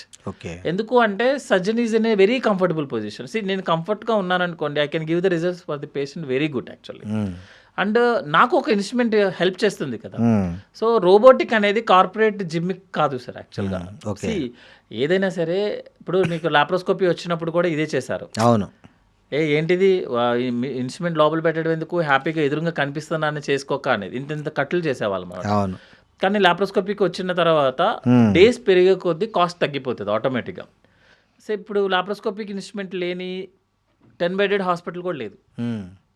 Hyderabad అనే కాదు, ఈవెన్ చిన్న చిన్న హాస్పిటల్స్లో కూడా 50 బెడెడ్ ఉన్న చోటల్లో లాప్రోస్కోపిక్ ఇన్స్ట్రుమెంట్ ఉంది. మేము పీజీ చేస్తున్న టైంలో లాప్రోస్కోపిక్ ఇన్స్ట్రుమెంట్ ఛార్జ్ వేసేవాళ్ళు సపరేట్గా, surgery plus laparoscopic instrument charge. ఇప్పుడు మీరు లాప్రోస్కోపీకి కాకుండా ఓపెన్ చేయించుకుంటేనే ఎక్కువ ఛార్జ్ పడుతుంది. అవును, కరెక్టే సార్. సో కొన్ని రోజులు అయిపోయిన తర్వాత రోబోటిక్ కూడా సేమ్ ఉంటుంది sir. It is not a corporate gym. Patient comfortability అంటే లేటెస్ట్ వచ్చినప్పుడు comforts, patient comfort. Sir, endoscopy, colonoscopy అంటే ఇంకా చాలా మందిలో చాలా భయం ఉంది. సో ఎందుకు భయము? జనరల్గా ఎండోస్కోపీ, కొలనోస్కోపీ అనేది రెగ్యులర్గా చెకప్ చేయించుకోవాలన్నా, లేకపోతే ఏదైనా పర్టికులర్ సిమ్టమ్స్ కనపడినప్పుడు మాత్రం కంపల్సరీ చేయించుకోవాల్సిన టెస్ట్లు అవి యాక్చువల్గా? జనరల్గా సార్ ఎండోస్కోపీ, ఫస్ట్ ఎండోస్కోపీ గురించి ఏంటంటే మనకి నోట్ లోపల ఒక లిక్విడ్ వేస్తారనమాట, జైలోకెన్ లిక్విడ్. ఇది ఏమన్నా కొంచెం చేదుగా ఉంటుంది. కొంతమందికి వామిటింగ్ సెన్సేషన్ వస్తే వాళ్ళకి మనం మత్తిస్తాం, సెడేషన్ ఇస్తాం అన్నమాట. అంటే నిద్రపుచ్చుతాం అంతే, వేరే కాంప్లికేషన్ ఏమి ఉండదు. Procedure maximum time is 2 minutes, అంతకు మించి టైం పట్టదు. నెక్స్ట్ వేసిన తర్వాత కూడా పేషెంట్ విత్ ఇన్ 5 minutesలో మళ్ళీ నార్మల్కి వచ్చేస్తారు, తను తినేస్తారు, తాగేస్తారు, ఇంటికి వెళ్ళిపోవచ్చు. OP procedure. ఎండోస్కోపీలో మనకి ఎటువంటి ఇష్యూస్ రావు యాక్చువల్గా. ఓన్లీ ఏంటంటే కొంతమంది ఎవరైనా ఓవర్ యాంగ్షియస్ పేషెంట్స్ ఉంటారు, కొంతమంది నోట్లో కొట్టమేస్తా అంటే ఎవడొప్పుకుంటారు. అప్పుడు వాళ్ళకి మనం కొంచెం ఎనస్థీషియా ఇచ్చి సెట్ చేస్తాం. కానీ ఎవరికి చేయాలనేది మెయిన్ ఇంపార్టెంట్. ఎవరికి చేస్తామంటే జనరల్గా కంప్లైంట్ బేస్ చేసుకోండి సార్. సపోజ్ ఇప్పుడు పేషెంట్కి గ్యాస్ట్రిక్ ప్రాబ్లం ఎక్కువ వస్తుంది, ఆల్రెడీ అతను మెడిసిన్స్ యూస్ చేస్తున్నాడు, లైఫ్ స్టైల్ మోడిఫికేషన్స్ అన్నీ చేసుకున్నాడు, అయినా కూడా ఎస్డిటీ ప్రాబ్లం వస్తుంది. సో లోపల ఏదైనా హెచ్ పైలరీ ప్రాబ్లం ఉందా, అల్సర్స్ ఏమైనా ఉన్నాయా చెక్ చేయడానికి చేస్తాం. ఓకే. అలా కాకుండా కొంతమందికి ఏంటంటే తేన్పులు బాగా వచ్చేస్తున్నాయి అన్నమాట, ఎన్ని మెడిసిన్స్ యూస్ చేసినా వర్కౌట్ అవ్వట్లేదు. అంటే ఫుడ్ పైప్లోకి ఏదో యాసిడ్ రిఫ్లెక్స్ అవుతుంది అనమాట. లేదు నైట్ టైం కాఫ్ వస్తుంది, గురక ఎక్కువ వచ్చేస్తుంది, వాళ్ళకి ఏం చేస్తామంటే మనము ఎండోస్కోపీ చేస్తాం ఫస్ట్. వాళ్ళకి ఏంటంటే రిఫ్లెక్స్ కనుక్కోవడానికి కోసం. కొంతమందికి మోషన్లో నలుపు వస్తుంది, వాళ్ళకి ఏంటంటే మెలీనా అంటాము. వాళ్ళకి ఏంటంటే స్టమక్ లోపల ఏదైనా అల్సర్స్ ఉంటే అవి బ్లీడ్ అయ్యి వస్తాయి. అలా కాకుండా లివర్ పేషెంట్స్ ఉంటారన్నమాట, సిఎల్డి అంట, క్రానిక్ లివర్ డిసీజ్ అనమాట. వాళ్ళకి ఏంటంటే ఎండోస్కోపీ చేస్తే మనకి ఫుడ్ పైప్లో వైరసెస్ ఉన్నాయో లేదో చెక్ చేస్తాం. సో మనం ఎందుకు చేస్తామనేది పేషెంట్కి అర్థం అవ్వాలి, చేసే అతనికి అర్థం అవ్వాలి. లేకపోతే అందరికీ ఎండోస్కోపీలు అనేది కరెక్ట్ కాదు. ఎందుకంటే 90% ఎండోస్కోపీలో మనకి ఎస్డిటీ తప్ప ఏం తెలియదు సార్. ఎస్డిటీకి ట్రీట్మెంట్ సేమ్ అవే వస్తాయి. సో బిఫోర్ ఎండోస్కోపీ కొన్నిసార్లు మెడిసిన్స్ ట్రై చేసి తగ్గకపోతేనే ఎండోస్కోపీకి వెళ్తాం. కానీ లివర్ పేషెంట్స్కి అలా ఉండదు. అంటే పేషెంట్ని బట్టి. ఇప్పుడు సపోజ్ ఒక పేషెంట్ నాకు మోషన్లో బ్లాక్ కలర్ వచ్చాడు అనుకోండి సార్, అతనికి నేనేం మెడిసిన్ ట్రై చేసి చేయను, డైరెక్ట్గా ఎండోస్కోపీ చేయాల్సిందే. అట్లా కాకుండా ఓన్లీ ఎస్డిటీ కంప్లైంట్తో వచ్చాడు అనుకోండి, ముందు మెడిసిన్స్ ట్రై చేసి ఎండోస్కోపీ చేస్తాం. బట్ మాక్సిమం 1-2 minutes ప్రొసీజర్ అంతే, మించి ఏముండదు. పెయిన్ ఏముండదు, 90% పెయిన్ ఏముండదు. ఇది అంటే రెగ్యులర్గా చెకప్ చేయించుకునే సార్ ఎండోస్కోపీ, కొలనోస్కోపీ కానీ ఏదైనా సరే రెగ్యులర్ చెకప్స్ ఏముండదు. ఎందుకంటే అవి ప్రాబ్లం వచ్చినప్పుడు మాత్రమే సార్. ఎందుకు అంటే అవి చూపు నోట్లోకి వేయటం కదా, ఇట్స్ ప్రొసీజర్. ఏదైనా చిన్న ప్రాబ్లం అయితే కాంప్లికేషన్స్ వస్తాయి. సార్ ఇందాక వామిటింగ్స్ అన్నారు కదా మీరు, ఎక్కువగా వామిటింగ్స్ కొంతమందికి ఏది తిన్నా వామిటింగ్ అయిపోతుంటుంది, చిన్న పిల్లల దగ్గర నుంచి చాలా పెద్ద ఏజ్ వరకు. సో ఎందుకు అది ఎక్కువ అంటే ఏం కడుపులోకి ఏం పోయినా వెంటనే ఇమ్మీడియట్గా వచ్చేస్తుంటుంది, ఎందుకు అది ఎట్లా జరుగుతుంది? ఇప్పుడు మనం ఫుడ్ తీసుకుంటున్నాం అనుకున్నాం, సపోజ్ ఫుడ్ పైప్లో నిల్వ ఉండదు, మనం తినగానే ఫుడ్ పైప్ దాటేస్తుంది, దాటేసి స్టమక్ దగ్గరికి వెళ్ళాలి. Stomach capacity is normal stomach capacity is 50 ml. Okay, మనకి 1 లీటర్ వరకు పడుతుంది. అప్పటి వరకు కూడా అది కెపాసిటీ మెయింటైన్ చేస్తుంది. సపోజ్ మీకు ఎస్డిటీ ప్రాబ్లం ఉంది పేషెంట్ అనుకోండి సార్, 100 ml రీచ్ అవ్వగానే ఇంకా అది టాలరేట్ చేయదు. ఓకే, టాలరేట్ చేయకుండా ఐదర్ కిందకైనా పుష్ చేయాలి లేదా పైకైనా పుష్ చేయాలి. మన బాడీలో రూల్ ఏంటంటే అట్లీస్ట్ 30% డైజెషన్ స్టమక్లో అయిపోవాలి, అప్పుడే స్మాల్ ఇంటెస్టైన్ ఓపెన్ అవుతుంది మన కోసం.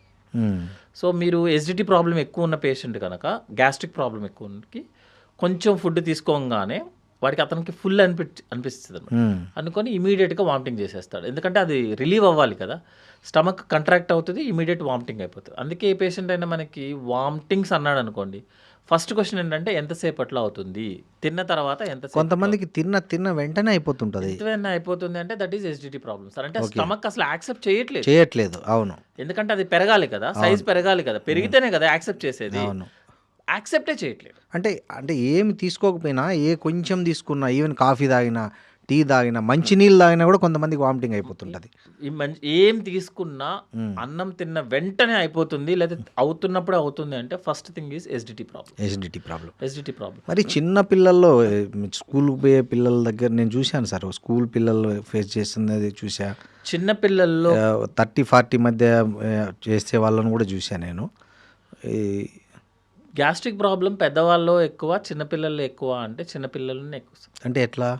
ఫుడ్ వాళ్ళు ఏంటంటే మనము లైక్ చిన్నపిల్లలు బాగా తొందరగా తిన్నాడా తినలేదా రెండే క్వశ్చన్స్ ఉంటాయి కదా. తిన్నాడు, ఏం తిన్నాడు, మ్యాక్సిమం అయితే గీతే మన దగ్గర పెట్టేది పప్పు, రసం, సాంబార్ ఇవే ఉంటుంది జనరల్గా. సో ఇంకోటి ఏంటంటే వాళ్ళు టైమింగ్ని కూడా మెయింటైన్ చేయడం కుదరదు, యాక్చువల్గా పిల్లలకి మనం మెయింటైన్ చేయడం కుదరదు. ఓకే. మూడోది ఏంటంటే ఫుడ్ పైప్కి స్టమక్కి ఉన్న జంక్షన్ కూడా వాళ్ళకి ఇంకా అంతా ఫామ్ అవ్వదు అనమాట. ఓకే, ఏజ్ టైం పడుతుంది. అందుకే మనకి చిన్నప్పుడు కంపల్సరీగా బర్ప్ చేపించేవాళ్ళు, పాలు తాగిన తర్వాత మనకి వెనక వేసుకొని కొట్టేవాళ్ళు. కొడితే ఏంటంటే గ్యాస్ రిలీజ్ అయిపోయి ఫ్రీ అవుతుంది అనమాట. సో చిన్నపిల్లల్లోనే గ్యాస్ట్రిక్ ప్రాబ్లం ఎక్కువ, చిన్నపిల్లల్లోనే కాన్స్టిపేషన్ ప్రాబ్లమ్స్ ఎక్కువ. సార్ ఇంకోటి, ఈ కొన్ని రకాల ఫుడ్స్ వల్ల కూడా ఇట్లాంటి ప్రాబ్లం వస్తుంది, అంటే పర్టికులర్గా ఈ వామిటింగ్ సెన్సేషన్ ఇట్లంతా. ఎందుకంటే నాకు తెలిసిన ఒక పేషెంట్కి సంబంధించి ఇట్లా వామిటింగ్స్ అవుతుంటే ఏది తిన్నా ఆ డాక్టర్ అనేక పరీక్షల తర్వాత ఏం చెప్పారంటే, మీరు పాలు అనేటివి అసలు తీసుకోవద్దండి అని చెప్పారు. సో వాళ్ళు పాలు తీసుకోకుండా చెప్పారు, ఇష్యూ సాల్వ్ అయిపోయింది. అంటే ఇంత రిలేటెడ్ ఉంటుందా ఒక చిన్న ఫుడ్కు దీనికి అని నాకు అనిపించింది. ఇండియన్ సెటప్లో సార్ 25 years దాటిన తర్వాత మిల్క్ డైరెక్ట్గా మనం తీసుకునే మిల్క్ అరగదు, అందులో 30% వాళ్ళకి మిల్క్ అనేది మనకి హ్యాబిట్ అయిపోయింది. కానీ యాక్చువల్గా ఒక సెన్సస్ ప్రకారం ఏంటంటే 100 పీపుల్లో 25 మెంబర్స్కి after the age of 25 years తర్వాత 25 to 30% పీపుల్కి మిల్క్ అరగదు. సో మీరు మిల్క్ తీసుకోగానే అతనికి ఇండైజెషన్ ప్రాబ్లం వస్తుంది. అది తెలియకుండా అతను ఇండైజెషన్ రాగానే మన దగ్గర ఫస్ట్ తీసుకునేది ఏంటంటే వేడి పాలు, మన దగ్గర ఇండైజెషన్. అవునవును. సో మనకి ఏదైనా ప్రాబ్లం వచ్చి అజీర్తగా ఉన్నది అనగానే ఫస్ట్ మన ఇంట్లో ఇచ్చేది విషయం ఏంటంటే వేడి పాలు. సో వేడి పాలు దానివల్లే వస్తుంది, మనం అదే ఇస్తుంటాం అనమాట. సో ఓన్లీ పాలు వల్లే ఈ problems sir actually.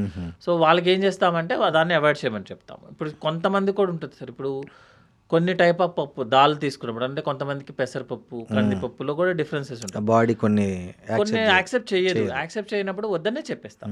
So IBS అని ఒక ప్రాబ్లం ఉంటుంది సార్, ఇరిటబుల్ బౌల్ సిండ్రోమ్ అని ఒక ప్రాబ్లం ఉంటుంది. అందులో ఎవరైనా వచ్చి మేము ఏది అవాయిడ్ చేయాలి సార్ ఈ ప్రాబ్లం రాకుండా ఉండాలంటే only proven thing is milk. Okay, డైరెక్ట్గా మిల్క్ మీరు తీసుకోవద్దు. Milk products is different. అంటే పెరుగు, మజ్జిగ అనేది తీసుకోవాలి కంపల్సరీ. కాఫీలు, టీలు సార్? కాఫీలు, టీలు తీసుకోవచ్చు సార్, ఎందుకంటే అందులో ఆల్రెడీ డైల్యూట్ అయిపోతుంది. అవును, అందులో ఏమి ఉండదు. మనం ఇచ్చే మా పాలు ఆల్మోస్ట్ 1/3 కూడా ఉండదు యాక్చువల్లీ. మిల్క్ మిల్క్ అవాయిడ్ చేయాలి, కానీ మిల్క్ ప్రొడక్ట్స్ అవాయిడ్ చేయాల్సిన అవసరం లేదు. అంటే హై షుగర్స్ తీసుకుంటాం కదా మనం, ఈ బెంగాల్ టైప్ ఆఫ్ స్వీట్స్ ఉంటాయి కదా, అవి అవాయిడ్ చేయమని చెప్తాం. ఈ 2 ప్రోడక్ట్స్ వల్లే జనరల్గా ఇండైజెషన్ ప్రాబ్లమ్స్ వస్తాయి. అవి అవాయిడ్ చేస్తే ఆటోమేటిక్గా తగ్గిపోతుంది. సార్ ఈ ఫ్యాటీ లివరు చాలామంది భయపెడుతుంటారు, ఫ్యాటీ లివర్ అంటేనే. అసలు ఫ్యాటీ లివర్ని ఏ స్టేజ్లో భయపడాలి? యాక్చువల్గా దానికి ఏమన్నా న్యాచురల్ రెమెడీ ఉందా ఫ్యాటీ లివర్ని తగ్గించుకోవడానికి?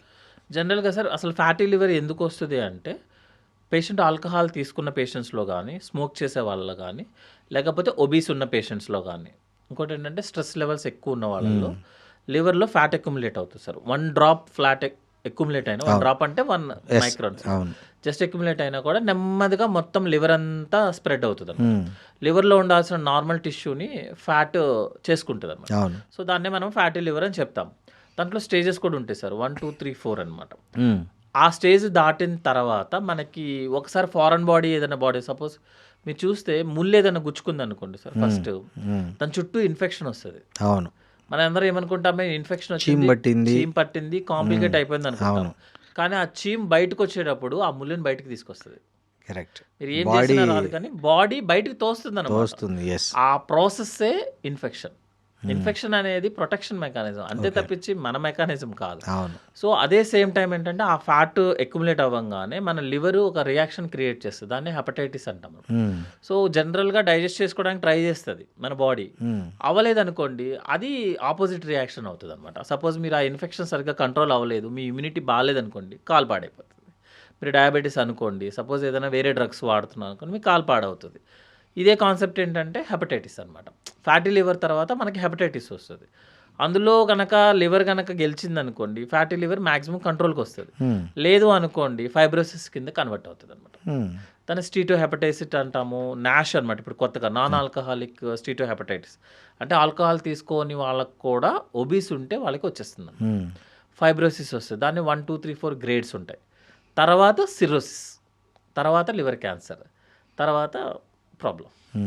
సో ఫ్యాటీ లివర్ జనరల్గా మనకి 30 years ఏజ్ గ్రూప్ ఉన్న వాళ్ళని ఏ మెట్రో సిటీస్లో అయినా సరే ఏమొద్దు, మీరు జస్ట్ ఒక 100 మెంబర్స్ని అలా రోడ్డు మీద వెళ్ళే వాళ్ళందరినీ ఫ్రీ స్కాన్ చేపిస్తే మీకు 30% కన్నా ఎక్కువ వాళ్ళకి ఫ్యాటీ లివర్ వస్తుంది.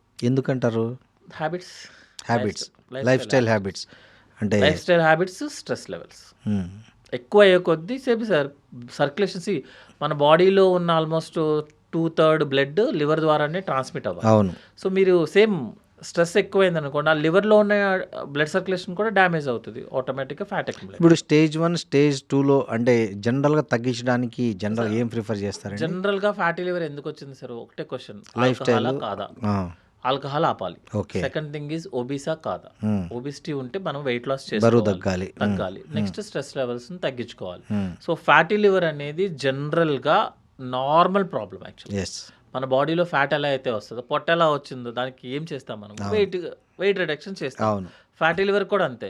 ఎందుకు చెప్పానంటే ఇప్పుడు ఆ 30 members ఉన్నారు కదా, వాళ్ళ ఆ రిపోర్ట్ పట్టుకొని పాపం ప్రపంచం అంతా తిరుగుతారు, నాకు ఫ్యాటీ లివర్ అని. పాపం నీకు ఫ్యాటీ లివర్ ఉంది, దానికి ఏమీ ఆలోచించాల్సిన అవసరం లేదు. గ్రేడ్ 3 వరకు మనం ఏం పెద్ద పట్టించుకోవాల్సిన అవసరం ఏం లేదు యాక్చువల్గా. అంటే ఆల్కహాల్ ఆపండి, కొంచెం టైంకి నిద్రపోండి, లైఫ్ స్టైల్ మోడిఫికేషన్ చేసుకోండి, బరువు ఉంటే తగ్గండి. నెక్స్ట్ ఏంటంటే కొన్ని మెడిసిన్స్ యూస్ చేస్తామంట ఒక 15 days కన్నా, అంతకన్నా మెడిసిన్స్ కంటిన్యూస్గా వాడటం కుదరదు. ఒక 6 months తర్వాత మళ్ళీ స్కాన్ చేసుకోండి. ఆ స్కానింగ్లో ఏదైనా ప్రాబ్లం ఉంటే అప్పుడు చూద్దాం. జనరల్గా fatty liver is reversible, completely reversible. కానీ డోంట్ ఎక్స్పెక్ట్ సేమ్ అంటే గ్రేడ్ 3 ఉన్నది 0కి రావాలని ఉండదు సార్. గ్రేడ్ 3ది 2కో 1కో వచ్చేస్తుంది, that is okay, at least better కదా. బెటర్. తర్వాత మీరు కంటిన్యూ చేశారనుకోండి 1 లాగే ఉంటుంది, ఎందుకంటే కొత్తగా డ్యామేజ్ జరగదు. ఫైబ్రోసిస్ అయితే లేటెస్ట్గా ఉన్న దాని ప్రకారం అయితే మీరు సేమ్ ఆల్కహాల్ ఆపండి, బరువు తగ్గండి అన్ని. ఫైబ్రోసిస్ కొన్ని మెడిసిన్స్ యూస్ చేస్తే బ్యాక్ టు ఫైబ్రోసిస్ 1కి వస్తుంది యాక్చువల్గా. అంటే సిరోసిస్ దాకా వెళ్లకుండా ఒక స్టెప్ బ్యాక్ చేయొచ్చు, పెరగకుండా ఉంచొచ్చు, అంతే తప్పించి 0 చేయడం కుదరదు సార్. వన్స్ పేషెంట్ కనుక సిరోసిస్కి వెళ్తే మాత్రం ప్రాబ్లమ్ స్టార్ట్స్. ఆపరేషన్ అని కాదు సార్, యాక్చువల్లీ సిరోసిస్ అంటే ఏంటంటే లివర్ యొక్క ఫంక్షన్ డ్యామేజ్ అవుతుంది. జనరల్గా మనకి లివరు 80% డ్యామేజ్ అయినా 20%తో మనం నార్మల్గా హ్యాపీగా ఉండొచ్చు. ఓకే.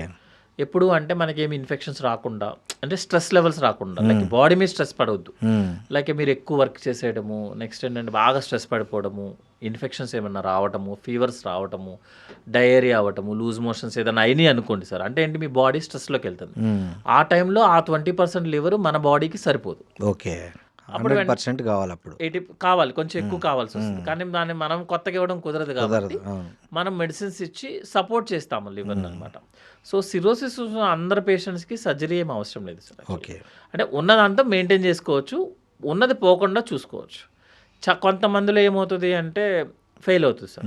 దాన్నే డీకాంపన్సేటెడ్ సిరోసిస్ అంటాం. ఓకే. వాళ్ళకి జాండిస్ రావటము, బాడీలోకి వాటర్ రావటము, నెక్స్ట్ ఏంటంటే బ్లీడ్ అయిపోవడము, ఇంతకుముందు చెప్పాము వారసెస్ అని చెప్పి బ్లీడ్ అవ్వటము, బ్లాక్ కలర్ స్టూల్స్ రావటము. వాళ్ళకి ఏంటంటే మ్యాక్సిమం మెడిసిన్స్తో ట్రై చేస్తాము, కానీ అవ్వదు, వర్కౌట్ అవ్వదు యాక్చువల్గా. సో వాళ్ళకి మనం లివర్ ట్రాన్స్ప్లాంటేషన్కి వెళ్ళిపోవాల్సి వస్తుంది. సార్ ఈ పచ్చకామెర్లు అనేది కూడా లివర్ రిలేటెడ్ ఇష్యూనేనా? పచ్చకమల అనేది లివర్ రిలేటెడ్. సో ఎందుకు సార్ చిన్న పిల్లల్లో కూడా వస్తుంది ఈ మధ్య, మరీ ఏజ్ స్కూల్ పిల్లలు, కాలేజీ ఏజ్ పిల్లలకు కూడా ఈ మధ్య పచ్చకామెర్లు హెపటైటిస్ అనేది సర్వసాధారణంగా వింటున్నాం. ఏంటి రీజన్? జనరల్గా ఏంటి సార్, మనకి జాండీస్ వచ్చింది అనుకున్నాను ఫస్ట్. అసలు ఎందువల్ల వచ్చింది అనేది ఫస్ట్ చూసుకోవాలి. మీరు చిన్న పిల్లల్లో అంటే పుట్టంగానే కూడా కొంతమందికి జాండీస్ వస్తుంది. వాళ్ళు మనం లైట్ లేదా సన్ లైట్ లేదా యూవీ లైట్ పెడితే సెట్ అయిపోతుంది. అవును. కొంతమందిలో ఏంటంటే లివర్ ఫెయిల్ అవడం వల్ల, అంటే పుట్టుకతోనే పాపం అతనికి లివర్ ఫెయిల్ అవుతుంది, లేకపోతే లివర్కి సంబంధించిన డ్రైనేజ్ పైప్ డెవలప్మెంట్ జరగదు, వాళ్ళకి కూడా కామెర్లు వస్తాయి అనమాట. ఈ 2 కండిషన్లో కూడా మనం సర్జరీ చేసుకోవాల్సి వస్తుంది. ఒక ఏజ్ పెరుగుతుంది అనుకోండి, మనము blood infections like hepatitis B కానీ సి కానీ వచ్చింది అనుకోండి, అంటే ఇవన్నీ బ్లడ్ ఇన్ఫెక్షన్స్ అనమాట. వాటి వల్ల కూడా లివర్ డ్యామేజ్ అయ్యి మనకి జాండీస్ వస్తుంది. కాకపోతే రివర్సిబుల్, అంటే బ్యాక్ వెళ్ళిపోతుంది సార్. ఓకే. వాటర్ బార్న్ వస్తుంది అంట, మనం బయట ఎక్కడైనా వాటర్ తాగామనుకోండి హెపటైటిస్ ఏ వస్తుంది అనమాట. దానివల్ల ఏంటంటే జాండీస్ వస్తుంది, కానీ ఆటోమేటిక్గా బ్యాక్ వెళ్ళిపోతుంది. కొన్నిసార్లు ఏమవుతుంది అంటే ఏ ఏజ్ గ్రూప్లో కూడా గాల్ బ్లాడర్లో స్టోన్స్ వచ్చి ఆ స్టోన్స్ లివర్ డ్రైనేజ్ పైప్లో డ్రాప్ అయ్యి అక్కడి నుంచి కూడా జాండీస్ వస్తుంది. సో వాళ్ళకి మనము సర్జరీ చేసుకోవాల్సి వస్తుంది. కొంతమందికి ఏంటంటే క్యాన్సర్స్ లాగా వచ్చి జాండీస్ వస్తుంది. కొంతమందికి వేరే వేరే చోట్ల ఇన్ఫెక్షన్స్ వచ్చి like dengue infection, malaria infections వచ్చి జాండీస్ వస్తుంది. వాళ్ళకి ఏంటంటే ఆ ఇన్ఫెక్షన్స్ తగ్గిపోతే ఆటోమేటిక్గా ఈ జాండీస్ తగ్గిపోతుంది. సో జాండీస్ వచ్చింది దానికి, ఇప్పుడు మన చిన్నప్పుడు ఏంటంటే జాండీస్ అనగానే ఒక మచ్చ వేసేవాళ్ళు కదా, అట్లా కుదరదు యాక్చువల్లీ. అవును. సో 90% ఆఫ్ జాండీస్ మెడిసిన్స్తో తగ్గిపోతాయి సార్. కానీ ఎప్పుడు 2 కండిషన్స్ ఉంటాయి సార్, అది మెడికల్ జాండీసా సర్జికల్ జాండీసా. మెడికల్ జాండీస్ అంటే ఏంటి అంటే లివర్లో ఏదన్నా ఇన్ఫెక్షన్ వస్తే లివర్ ఆటోమేటిక్గా రికవరీ అవుతుంది, కొంచెం టైం పడుతుంది బట్ రికవరీ అవుతుంది. దానికి మీరు లివర్ని సపోర్ట్ చేసే మెడిసిన్స్ ఇస్తే సరిపోతుంది, దాన్ని మెడికల్ జాండీస్ అంటారు. అట్లా కాకుండా లివర్ బాగుంది, లివర్ యొక్క డ్రైనేజ్ పైప్ బ్లాక్ అయ్యింది, అప్పుడు ఏం చేయాలి, ఆ బ్లాక్ని తీయాలంటే సర్జరీ చేయాలి. సో దాన్ని సర్జికల్ జాండీస్ అంటారు. సో దేనివల్ల వచ్చింది అనేది ఫస్ట్ తెలిస్తే మన ట్రీట్మెంట్ ఏం చేయాలని సార్. ఇప్పటికీ గ్రామీణ ప్రాంతాల్లో చాలామంది చదువుకున్న వాళ్ళు కూడా ఈ ఆకుపసరలు తాగుతుంటారు, ఈ జాండీస్కు వాటికి వీటికి. అవి ఎంతవరకు సేఫ్, ఎంతవరకు క్యూరబుల్? నిజంగానే వాటికి ఏమైనా ఉందా ఆ కెపాసిటీ, తగ్గించే కెపాసిటీ? సార్ యాక్చువల్లీ ఇప్పుడు మీరు నార్మల్గా మనం ఏదైనా జాండీస్ పేషెంట్, ఒక 100 మంది జాండీస్ పేషెంట్ తీసుకున్నాం అనుకోండి సార్, అందులో 90% జాండీస్ పేషెంట్స్ మెడిసిన్స్తో తగ్గిపోతుంది. ఓకే. నేను ఇచ్చే మెడిసిన్స్ కూడా ఏమి ఉండవు జనరల్గా, టు బి ఫ్రాంక్ ఏమి ఉండవు. వాళ్ళకి డీహైడ్రేషన్ అవ్వకుండా సెలైన్ పెడతాను, ఇన్ఫెక్షన్స్ రాకుండా, మీ ఇందుకు చెప్పాను కదా ఇన్ఫెక్షన్స్ రాకూడదు, వస్తే ఉన్న లివర్ సరిపోదు అతనికి. సో ఇన్ఫెక్షన్స్ రాకుండా యాంటీబయాటిక్స్ ఇస్తాను, కొంచెం లివర్ సపోర్ట్ చేయడానికి విటమిన్స్ మినరల్స్ అవన్నీ యాడ్ చేస్తాను. విటమిన్స్ మినరల్స్ యాడ్ చేస్తే ఆ లివర్ రికవరీ అవ్వడానికి టైం తీసుకునే లోపల మనం సపోర్ట్ చేస్తాం. ఇవన్నీ సపోర్ట్ మెజర్స్, అవన్నీ బాడీ కూడా చేస్తుంది. ఈ పసర్లు మచ్చలు ఇవన్నీ ఏంటి అంటే టు బి ఫ్రాంక్ అవన్నీ కుదరవు యాక్చువల్గా. ఇప్పుడు మీరు పసర పోస్తారు, ఆకు పసర పోసిన వాళ్ళకే ఎక్కువ లివర్ డ్యామేజ్ అవుతుంది. ఆ పసరు కూడా లివరే కదా కంట్రోల్ చేయాలి, అంతే కదా. ఇప్పుడు మీరు పసరు తాగేశారు సార్, హ్యాపీ బాగలేదు, మరి హెవీ డ్యూటీ అవుతుంది. అదే లివర్, నేనేమో లివర్ సపోర్ట్ చేయడానికి మెడిసిన్స్ ఇస్తున్నాను, పసరేమో లివర్ మీద ఇంకా ఎక్కువ ప్రెషర్ పడికి ఇంకా ఎక్కువ జాండీస్ వస్తుంది. సో ఇంకోటి మచ్చ కూడా అంతే సేమ్. మచ్చ ఏంటంటే లైక్ పాములాగా అనమాట, మీకు పాము కాటికి మందేస్తారంట. మనకే తెలుసు కదా 95% ఆఫ్ పాములకు విషయం ఉండదు. సో అవి వాటి విషయంలో ఇది ట్రూ అనిపిస్తుంది. లేదనుకోండి, లేదు ఏదో కరిసింది, ఈ వైద్యం సరిపోదు, పెద్ద హాస్పిటల్కి తీసుకెళ్ళండి అంటే కంఫర్టబుల్గా వస్తారు. బట్ జనరల్గా ఏంటి అంటే ప్రతిదానికి మెడికల్కి సంబంధించిన దాంట్లో సార్ 90% చాలా ఇన్ఫెక్షన్ ప్రాబ్లమ్స్ మనకి బాడీ కంట్రోల్ చేసుకుంటుంది, దాన్ని యూజ్ చేసుకొని వేరే డిపార్ట్మెంట్స్ డెవలప్ అవుతుంది. అవును సార్. ఈ గ్యాస్ట్రో లివర్కి సంబంధించిన మేజర్ ఆపరేషన్స్ ఇవాళ రేపు మిడిల్ క్లాస్ కూడా చాలా బర్డన్గా ఉన్నాయి కదా సార్. సో దీన్ని తగ్గించే ఏమన్నా వస్తుందా టెక్నాలజీ ఫ్యూచర్లో, లేకపోతే ఈ ఖర్చులు ఇంకా పెరిగే అవకాశం ఉందా ఫ్యూచర్లో? సార్ జనరల్గా మన డేస్ పెరిగే కొద్దీ ఖర్చులు తగ్గుతాయి యాక్చువల్గా. ఎందుకు అంటే మోర్ కంపెనీస్ ఎంటర్ అయ్యే కదా. ఇప్పుడు మీకు రోబోటిక్ ఉంది sir, instrument cost around 10 to 12 crores ఉంది. లాప్రోస్కోపిక్ ఇన్స్ట్రుమెంట్ వచ్చినప్పుడు కూడా సేమ్ ఇంతకన్నా ఎక్కువ కాస్ట్లీ ఉన్నాయి, అంటే క్రోర్స్లో కాదు ల్యాక్స్లో. కానీ ఎక్కువ కంపెనీస్ వచ్చే కొద్దీ మీకు కాస్ట్ తగ్గిపోతుంది. ఇప్పుడు స్టాండర్డ్ రోబోటిక్ సర్జరీ కాస్ట్ మీకు 10 to 12 crores ఉంది సార్. మన ఇండియన్ మేడ్ వాళ్ళది ఆల్మోస్ట్ లైక్ 3 to 4 crores వచ్చేస్తుంది. ఓకే. కొన్ని రోజులు ఆగిపోతే నేను చెప్పాను కదా, లాప్రోస్కోపిక్ ఛార్జ్ ఉండేది ఇంతకు ముందు, ఇప్పుడు రోబోటిక్ ఛార్జ్ ఉంది. మీరు ఒక 3-4 years అయిపోయిన తర్వాత రోబోటిక్ సర్జరీ అనేది కంపల్సరీ అనమాట. కానీ జనరల్ గా చెప్పేది ఏంటంటే సార్, హెల్త్ అనేది మనం పెరుగుతున్న కొద్దీ సైజ్ పెరుగుతూనే ఉంటుంది యాక్చువల్గా. కంఫర్ట్స్ పెరుగుతున్నాయి, రూమ్స్ పెరుగుతున్నాయి, అన్ని పెరుగుతున్నాయి కాబట్టి ఆటోమేటిక్ గా కాస్ట్ పెరిగిపోతుంది. అవును. సో ఇన్సూరెన్స్ అనేది వెరీ ఇంపార్టెంట్ యాక్చువల్లీ. అవును. సో ఇన్సూరెన్స్ మీద కాన్సన్ట్రేట్ చేసుకోవాల్సి వస్తుంది సార్ యాక్చువల్లీ. సార్ నార్మల్గా కొన్ని ఈ గ్యాస్లే అని ఇగ్నోర్ చేసే కొన్ని లక్షణాలు ఉంటాయి సార్. అట్లా నార్మల్గా గ్యాస్ అనుకొని ఇగ్నోర్ చేయకూడని క్వాలిటీస్ ఏమై ఉంటాయి, అవి ఇమ్మీడియట్గా డాక్టర్కి చూపించుకోవాల్సిన, గ్యాస్ రిలేటెడ్ ఏమి వస్తే ఇమ్మీడియట్గా డాక్టర్ను కన్సల్ట్ కావాల్సి ఉంటుంది. అసలు ఈ క్వశ్చన్ సార్ ఏంటంటే, అసలు గ్యాస్ అంటే ఏంటి? ఫస్ట్ గ్యాస్ తెలిస్తే మనకి వేరేది ప్రాబ్లం అయితే తెలుసు. అవును. గ్యాస్ ప్రాబ్లం అంటే ఏంటి అంటే, ఫస్ట్ పేషెంట్ ఏంటంటే లోపల ఇన్కంప్లీట్ ఫీల్ అవుతాడు. అవును. అంటే తిన్న కడుపు ఉబ్బరంగా ఉండడం, ఏదో ఉబ్బరంగా ఉన్నట్టు, తిన్నా ఏ డైజెస్ట్ కాలేదు, అట్లే ఉంది, తినింది బండేసినట్లుంది, గుండేసినట్లుంది అంతే అనే ఆ ఫీలింగ్ ఉంటుంది. అవును. కొంచెం తిన్నా కూడా పొట్ట టైట్ అయిపోయినట్టు. అవును. నెక్స్ట్ నిన్న బాగానే ఉంటాడు, ఈ రోజేమో వచ్చి ఏంటి ప్రెగ్నెన్సీ పొట్ట బాగా బిగించేసి బెలూన్ లాగా తయారై ఉంటుంది. అవును. నెక్స్ట్ బాగా తేన్పులు వచ్చేస్తుంటాయి అనమాట, వామిటింగ్ సెన్సేషన్ వస్తూ ఉంటుంది. వీళ్ళని మనము జనరల్గా ఎసిడిటీ ప్రాబ్లం అంటాం. అంటే నిన్న పొట్ట బాగానే ఉంటాడు, ఈ రోజు పొట్ట పెరిగిపోతుంది, మళ్ళీ సాయంత్రానికి పొట్ట తగ్గిపోతుంది. ఎప్పుడైతే గ్యాస్ కిందకి వదిలేసాడు బాగా, వదిలేయగానే మళ్ళీ పొట్ట నార్మల్ అయిపోతుంది. ఈ కంప్లైంట్ ఉంటే మనము గ్యాస్ట్రిక్ ప్రాబ్లం అంటాం సార్. ఓకే. అట్లా కాకుండా కొంతమందికి ఏమవుతుంది అంటే, పై పొట్ట కానీ కింద పొట్ట కానీ సపరేట్గా పెరుగుతాయి. మీకు గ్యాస్ ప్రాబ్లంలో పొట్టంతా పెరుగుతుంది, కానీ ఏదన్నా పొట్ట లోపల ఏదన్నా ప్రాబ్లం ఉందనుకోండి, మీకు సపరేట్గా పెరుగుతుంది. సపోజ్ గైనికి సంబంధించిన ప్రాబ్లమ్స్, ఓవరీకి సంబంధించిన ప్రాబ్లం అనుకోండి. మేము కెరీర్ స్టార్టింగ్లో ఉన్నప్పుడు ఒక పేషెంట్ అనమాట, ఆల్మోస్ట్ ఎండోస్కోపీ, కొలనోస్కోపీ ఆల్ అయిపోయాయి, స్కాన్ ఒకటి తప్ప ప్రపంచంలో అన్ని టెస్టులు చేసేసుకున్నారు. వాళ్ళు వెళ్ళడం, మెడిసిన్స్ యూజ్ చేయడం, తగ్గిందని వెళ్ళిపోవడం అనమాట. చివరికి ఏంటంటే కింద నుంచి పొట్ట పెరుగుతూ వస్తుంది, పైనంతా ఫ్లాట్. నుంచోబెట్టి చూపిస్తే మనకే తెలిసిపోతుంది కింద పొట్ట లోపల ఏది ఉంది. సో పొట్టలో ఒక సపరేట్గా ఒక ప్లేస్ పెరుగుతుంది అంటే మాత్రం డేంజర్. అదే టైంలో వేరే కంప్లైంట్ ఏదన్నా వస్తుంది అనుకోండి, ఇవి కాకుండా వేరే కంప్లైంట్ లాగా వచ్చింది అనుకోండి, that means something is there అనమాట. బరువు తగ్గిపోవడము, ఆకలి లేకపోకుండా ఉండటము, నెక్స్ట్ కాళ్ళలో వాపులు వచ్చేయటము, జాండిస్ లాగా రావటము, పొట్టలో సపరేట్గా ఒక ప్లేస్ ఉబ్బుతూ ఉంటుంది అనమాట. అంటే పై పొట్ట కానీ, అంటే బొడ్డు పైన కానీ, కింద కానీ, రైట్ కానీ, లెఫ్ట్ కానీ సపరేట్గా ఉబ్బుతుంది అంటే మాత్రం సమ్ అదర్ ప్రాబ్లమ్స్. సార్ ఈ మధ్య ఇంకోటి, సోషల్ మీడియాలో ముఖ్యంగా యూట్యూబ్స్లో ఎవరికి వాళ్ళు డాక్టర్లా తెలియదు, లేకపోతే ఆయుర్వేద డాక్టర్ ఏమో, ఎవరికి వాళ్ళకి దోచిన సలహాలు చెప్తుంటారు గ్యాస్ట్రిక్ తగ్గడానికి. హోమ్ రెమెడీస్ పేరుతో చాలా వీడియోస్ వస్తుంటాయి. ఈ ఇంట్లోనే ఇది చేయండి, లేకపోతే ఈ తమలపాకుల నీళ్ళలో కొద్దిసేపు మరిగించి తాగితే గ్యాస్ వెళ్ళిపోద్ది, లేకపోతే ఇవి చేస్తే ఈ డీటాక్స్ చేస్తే ఇది, లేకపోతే సోడా తాగితే వెళ్ళిపోతుంది, ఇట్లాంటివన్నీ చెప్తుంటారు. వీటిల్లో ఎంతవరకు కన్సిడర్ చేయొచ్చు అంటారు? అన్నట్టు సామెత చెప్పినట్టు, ప్రాబ్లం మంది కాకపోతే గోదావరి అంతా ఏదమన్నాడంట. సార్ యాక్చువల్లీ అంటే చాలా రాంగ్ ఇన్ఫర్మేషన్స్ ఇచ్చేస్తున్నాం సార్. ఒక వీడియో చూసాను మొన్న నేను కూడా, ఎనీ టైప్ ఆఫ్ క్యాన్సర్ 7 daysలో తగ్గించేస్తాము, అవును, ఆకు తినండి, అల్లం తినండి.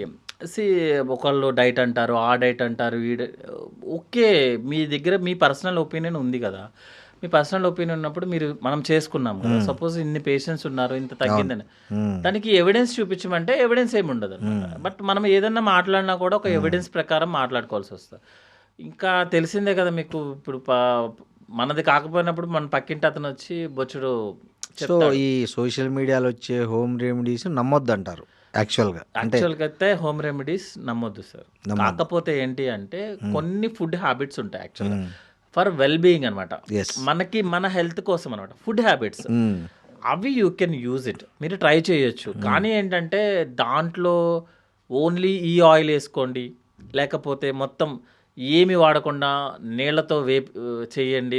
ఆయిల్ వేయద్దు, సార్ మీరు ఆయిల్ సాల్ట్ వేయద్దు, ఇట్లా అవి సార్ ఆయిల్ లేకుండా సాల్ట్ లేకుండా మనిషి బతకడు సార్, ఇంపాసిబుల్ అది. అవును. అసలు మీకు సోడియం అనే ఒక ఐటమ్ లేకపోతే మన బాడీ మూవే అవ్వదు. అది న్యాచురల్గా ఫ్రూట్స్లో వెజిటేబుల్స్లో ఉంటుంది, మళ్ళీ మనం అడిషనల్గా వేసుకోవద్దని వాళ్ళే చెప్తున్నారు. మనం అడిషనల్గా ఎప్పుడు వేసుకోవద్దు అంటే ఫ్రై ఐటమ్ లాగా యాడ్ చేయొద్దు అనేది. సో అడిషనల్గా అందులో ఉంటుంది అనేది.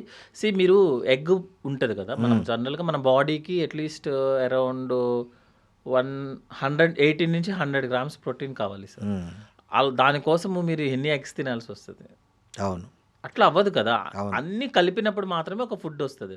సో మనం సాల్ట్ ఎందుకు ఎక్స్ట్రా యాడ్ చేస్తామో అందులో అయోడిన్ ఉంటుంది. మనం పిచ్చోళ్ళేం కాదు సార్, వచ్చిన మనకు అయోడైజ్ సాల్ట్ రాకముందు మనకి ఎంత థైరాయిడ్ ఉండేది, అప్పుడు ఈ వెజిటబుల్స్లో అయోడిన్ లేదా? ఉంది. ఈ వెజిటబుల్స్ అదే వెజిటబుల్స్ కదా మనం వాడుతుంది. మరి ఎన్ని థైరాయిడ్లు ఎలా వచ్చాయి? అయోడిన్ చేయాలి, సాల్ట్లో అయోడిన్ యాడ్ చేయాలని పెద్ద మూమెంటే ఉంది మనకి. అవును. అయోడైజ్ సాల్ట్ చేయాలి, దాని మీద ట్యాక్స్లు చేయకూడదు. థైరాయిడ్లు అన్నీ తగ్గిపోయాయి. అవును. థైరాయిడ్ చాలా వెరీ రేర్ ప్రాబ్లం అయింది. కరెక్ట్. మన పెద్దోళ్ళు ఏమో పిచ్చోళ్ళు అయ్యి అయోడైజ్ సాల్ట్ వేయలేదు యాక్చువల్గా. సో జనరల్గా ఏంటంటే ఓవర్ చేయొద్దు ఎప్పుడు, ఏది కూడా అండర్ చేయొద్దు, ఓవర్ చేయొద్దు. మీరు సాల్ట్ 2 grams యాడ్ చేసుకోవాలి. మీరు ఓన్లీ కర్రీస్ వాగా, లేకపోతే రోజుకో ఆల్టర్నేటివ్ ఒక ఫ్రై ఐటమ్. డీప్ ఫ్రైస్ చేయొద్దు. డీప్ ఫ్రైస్ చేయదంటే వారానికి ఒకసారి 2 సార్లు, బికాజ్ అది మనకి ఫీలింగ్ ఇస్తుంది, మనం మనిషి ఉన్నాడన్న ఫీలింగ్ ఉంటుంది. కరెక్ట్. నాన్ వెజిటేరియన్ అనేది వారానికి ఒకసారి 2 సార్లు అంతే, లిమిటెడ్గా. అంతేగాని ఒక 100 grams chicken, mutton, what ever thing is లిమిటెడ్గా అంటే వారానికి 1-2 సార్లు. బయటికి వెళ్ళొద్దు, బయటికి తినొద్దు అంటే కుదురుద్దా సార్ ఈ రోజుల్లో? కుదరదు, అవ్వదు అది. అంతేగాని ఫుడ్ అనేది ఒక టాపిక్ లాగా చూడొద్దు. ఫుడ్ అనేది మన జనరల్లో ఆల్రెడీ మన ఇంట్లో ఉంది, మన దాన్ని ఏమి కొత్తగా కమర్షియల్గా తయారు చేయొద్దని. ఆయిల్ లేకుండా కుదరదు sir. What is the best oil అనేది చెప్పడానికి ఎవరూ లేరు ఇక్కడ. ఎందుకంటే ఆయిల్లో ఉన్న ప్రతిదీ కూడా గ్రౌండ్ నట్ ఆయిల్లో ఉన్నది ఒక పని చేస్తుంది, కోకోనట్ ఆయిల్లో ఉన్నది ఒక పని చేస్తుంది, సాఫ్లవర్, సన్ఫ్లవర్. చిన్నప్పటి నుంచి నేను చిన్నప్పుడు గ్రౌండ్ నట్ ఆయిల్ సార్, ఫైనల్గా తిప్పి గ్రౌండ్ నట్ ఆయిల్కే వచ్చింది మళ్ళీ. అవును. మధ్యలో ఉన్న సైంటిస్టులు సన్ఫ్లవర్, సోయా అంతా వెళ్ళిపోయి మళ్ళీ గ్రౌండ్ ఆయిల్కే వచ్చింది. మళ్ళీ కోకోనట్ ఆయిల్ అన్నారు. కోకోనట్ ఆయిల్ ఉన్న కేరళలో హార్ట్ డిసీజ్లు ఎన్ని సార్? హైయెస్ట్ కేరళలోనే ఉంటాయి అనమాట. సో ఏ ఆయిల్ మంచిది, ఏ ఆయిల్ బ్యాడ్ అని కాదు. ఆయిల్ అనేది లిమిటెడ్గా మనకి ఎంతైతే అవసరమో అంత వాడుకోండి, అంతే కదా సార్. హ్యాపీగా తినండి, వర్క్ చేయండి. ఇప్పుడు మన గుడ్ కొలెస్ట్రాల్ వచ్చేది ఆయిల్ నుంచే కదా. మనిషి ఆయిల్ లేకుండా తినాలి, సాల్ట్ లేకుండా తినాలి ఎట్లా కుదురుతుంది? అంతే కదా. ఒక ప్రోడక్ట్ని ఎప్పుడు మనము పక్కన పడేటట్లేదు, అన్ని పైవాడిచ్చింది, హ్యాపీగా తినొచ్చు. తిని వర్క్ చేసి స్ట్రెస్ లేకుండా ఉండ. మెయిన్ సార్ ఎవరికి తెలియని విషయం ఏంటంటే స్ట్రెస్ కాదు, food is not a criteria. మీరు ఒబీస్ ఉన్న పేషెంట్ని ఎంత లావుగుంటాడు, అరే ఈ ఇంద్రబాబు నడలేడు అన్నాడు, తిరుపతి మెట్లు గంటలో ఎక్కి పారేస్తాడు. అవునండి. బక్కగా ఉంటాడు, వాడు 10 నిమిషాలు అవ్వగానే కింద కూర్చుంటాడు. సో వెయిట్ చాలా మందికి కూడా మీరు చూడండి, ఒక్కొక్కరికి ఇంత పొట్టు ఉండి ఇంత పెద్ద ఇవి ఉంటాయి, బట్ వాళ్ళు చాలా ఓల్డ్ ఏజ్గా ఉంటారు, మంచిగా తింటుంటారు, అన్నీ బాగా నడుస్తుంటారు, చేస్తుంటారు. వేరే చాలా స్మార్ట్గా ఉండి ఎక్కడ ఏమి ఎక్స్ట్రా లేని వాళ్ళకి చాలామంది మీరు చెప్తున్న జబ్బులతో బాధపడుతున్నారు. అన్నీ ఉంటుంది సార్, మనం బికాస్ ఆఫ్ స్ట్రెస్ అంటారు. ఓన్లీ స్ట్రెస్ అన్నిటికంటే అదే తింటా ఇదే తింటా అనేది అలా ఉండదు. ఏది ఎక్స్ట్రా తినొద్దు, ఏది అండర్ తినొద్దు, అన్ని బ్యాలెన్స్డ్గా వాటర్ తీసుకోండి, మంచిగా కార్బోహైడ్రేట్, ప్రోటీన్ అన్నీ కలిసి ఉండేలాగా, ఫ్యాట్.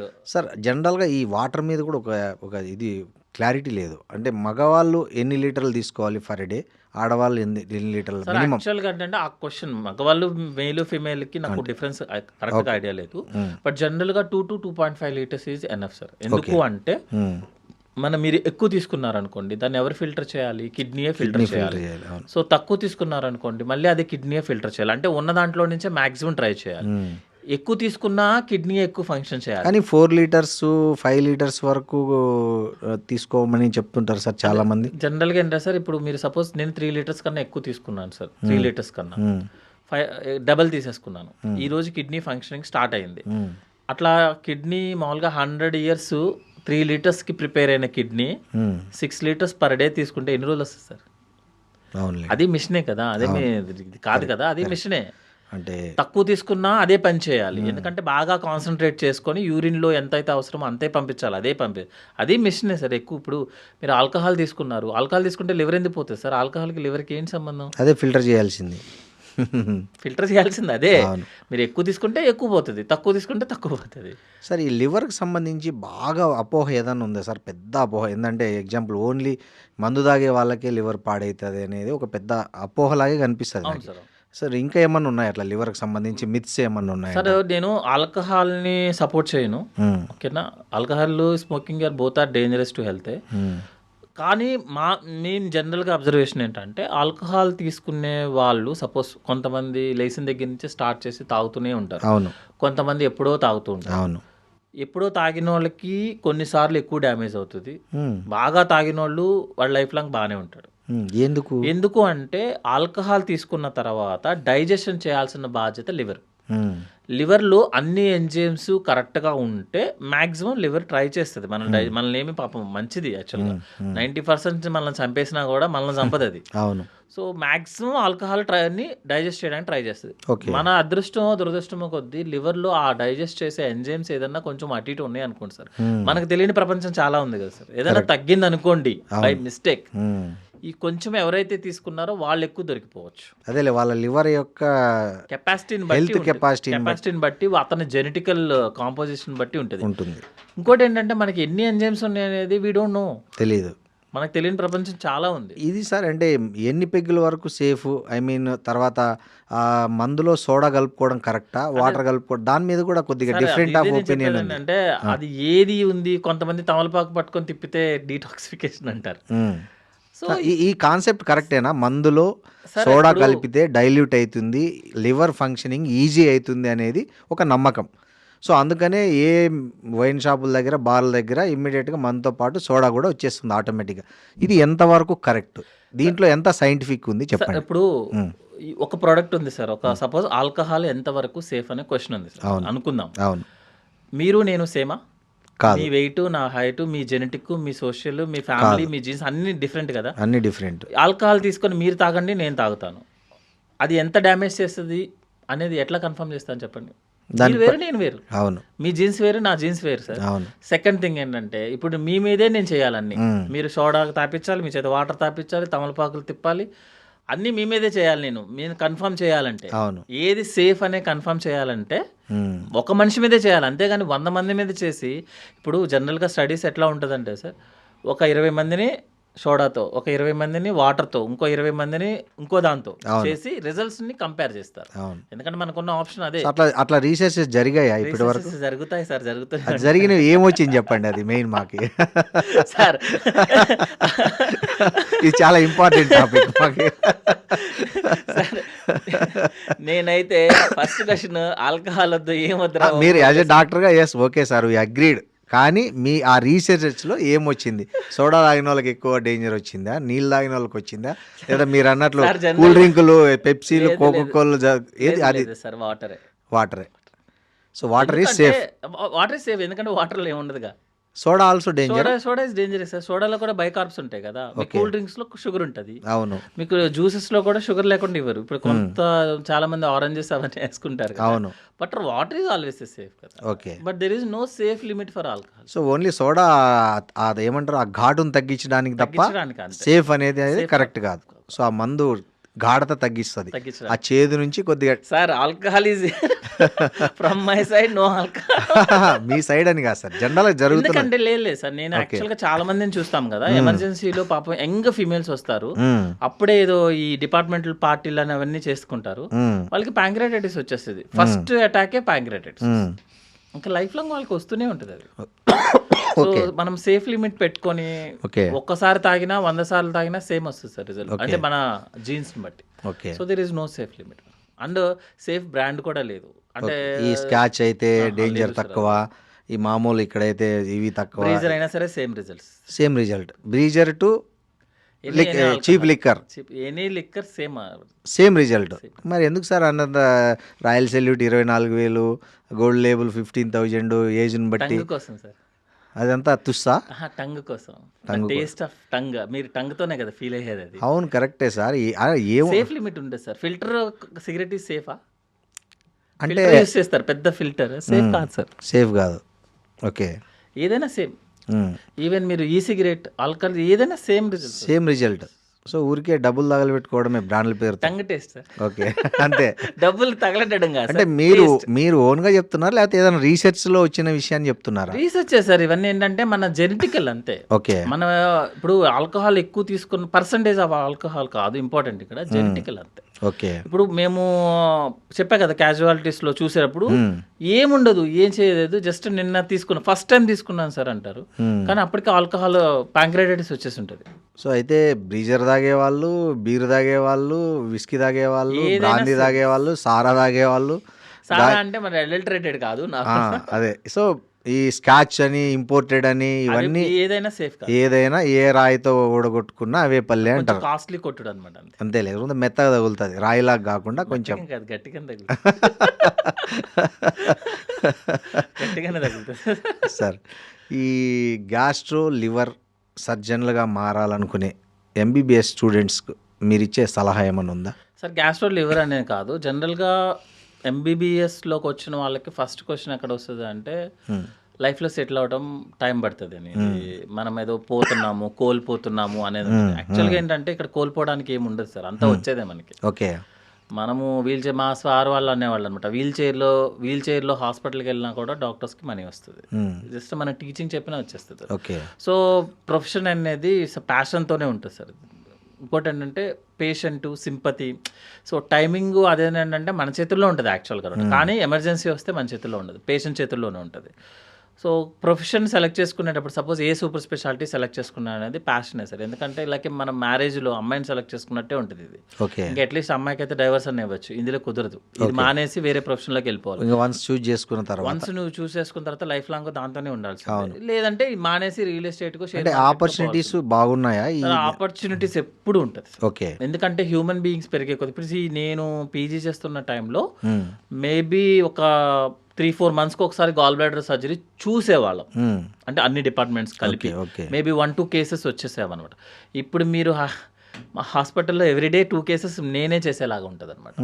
సో కేసెస్ ఆపర్చునిటీస్కి ప్రాబ్లం అవుతాయి. ఆపర్చునిటీస్ అంటే పేషెన్సే కదా, పేషెన్స్ రావాలని మనం కోరుకోము, కాబట్టి మన ప్రొఫెషన్ అదే కాబట్టి వస్తారు కాబట్టి. సో ఆపర్చునిటీస్ ఏం ప్రాబ్లం, ఓన్లీ ఏంటంటే ప్యాషన్ సార్. ఏ డిపార్ట్మెంటు, గ్యాస్ట్రోనా, ఆంకోనా, యూరాలజీయా, ప్లాస్టిక్కా, పీడియాట్రిక్కా, దట్ ఈస్ అసలు ఇమ్మెటీరియల్.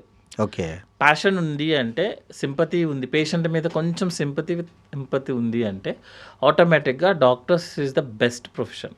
ఓకే. అంతే తప్పించి doctors and politics is the best profession. So ఏం సార్, పాలిటిక్స్ మీద ఇంట్రెస్ట్ ఉన్నట్టుంది? అలా ఏం లేదు సార్, అనుకోకుండా పాలిటిక్స్ యాడ్ చేసేసారు మీరు.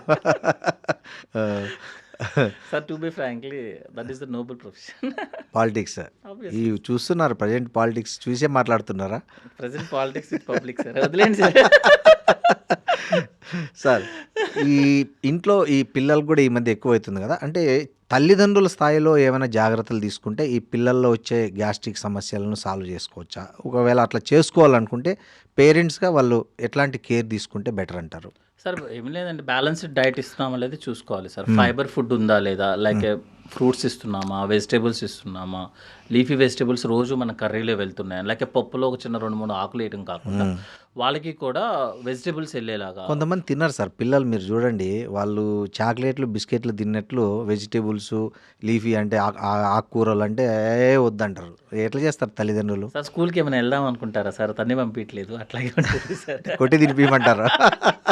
ఏదో ఒకటి సార్, సమ్ సెటిల్మెంట్, లేకపోతే ఒక 10 నిమిషాలు టీవీ ఇచ్చో, ఏదో ఒకటి సంథింగ్. ఇప్పుడు ఏదో ఒకటి ఇప్పుడు టీవీ ఫుడ్ తినేటప్పుడు టీవీ ఇవ్వాలా లేదా అనేది చాలా మంది మొబైల్ టీవీ వాటర్ సార్, కొంతమంది దాన్ని సబ్జెక్ట్ లాగా చూస్తారు.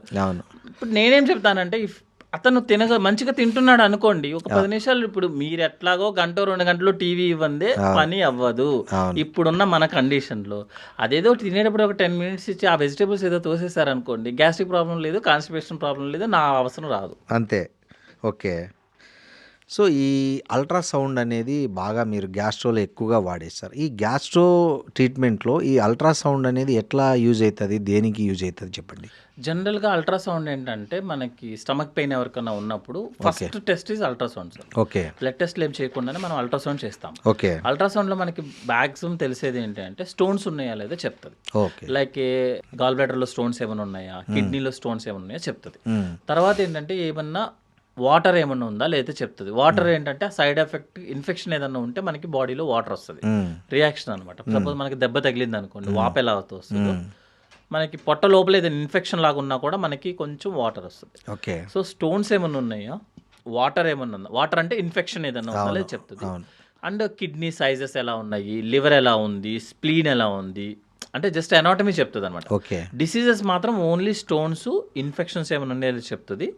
యూట్రస్కి సంబంధించి బాగా పనిచేస్తుంది సార్ యాక్చువల్గా. ఫైబ్రాయిడ్ యూట్రస్ కానీ, ఓవరీ ఎలా ఉంది, లేదా ప్రెగ్నెన్సీ ఉన్న వాళ్ళకి ఏదన్నా ఫీటస్ ఉందా లేదా, ఏ పొజిషన్లో ఉన్నది చెప్తుంది. అంటే ఏ సిమ్టమ్స్ ఉంటే అల్ట్రాసౌండ్ చేయించుకోమని సజెస్ట్ చేస్తారు? జనరల్గా సార్ స్టమక్ పెయిన్ ఉన్న ఎవరికైనా basic test is ultrasound sir. Ultrasound లేదే అవ్వదు సార్. ఓకే. మనం ఎంత ఎగ్జామినేషన్ చేసి నీకు ఏం లేదని చెప్పినా అల్ట్రాసౌండ్, బేసిక్ అల్ట్రాసౌండ్ లేకుండా పని. సిటీ స్కానింగ్ అయితే నేను వద్దని చెప్తా. ఫస్ట్ అల్ట్రాసౌండ్ చేయించుకొని అల్ట్రాసౌండ్లో ఏదన్నా డౌట్ఫుల్ అని ఉంది అంటేనే నేను సిటీ స్కాన్ ప్రిఫర్ చేస్తాను. Okay sir. సార్ ఇంకా కామన్గా ఇప్పుడు ఎదుర్కొంటున్నది గ్యాస్ ప్రాబ్లం. జనాలు అంటే కొద్దిగా మసాలాలు తిన్నా, కొంచెం ఏం తిన్నా మీరు అన్నట్లు ఆ గ్యాస్ అనేది పైకో కిందికో వెళ్ళాలి. సో పైకి వెళ్ళే వాళ్ళ శాతం ఎంత ఉందో కింద పోయే వాళ్ళ శాతం కూడా అంతే ఉంది. అది కొద్దిగా ప్రాబ్లం కూడా అవుతుంది. అంటే కొంచెం ఇంపార్టెంట్ మీటింగ్లో కావచ్చు, లేదంటే ఫ్యామిలీ ఫంక్షన్స్లో కావచ్చు, లేదా నలుగురి మధ్య కూడా. సో ఈ పిత్తులు ఈ సమస్యకు ఏంటి సార్, అది ఎంతవరకు సజెస్టబుల్ చేస్తారు?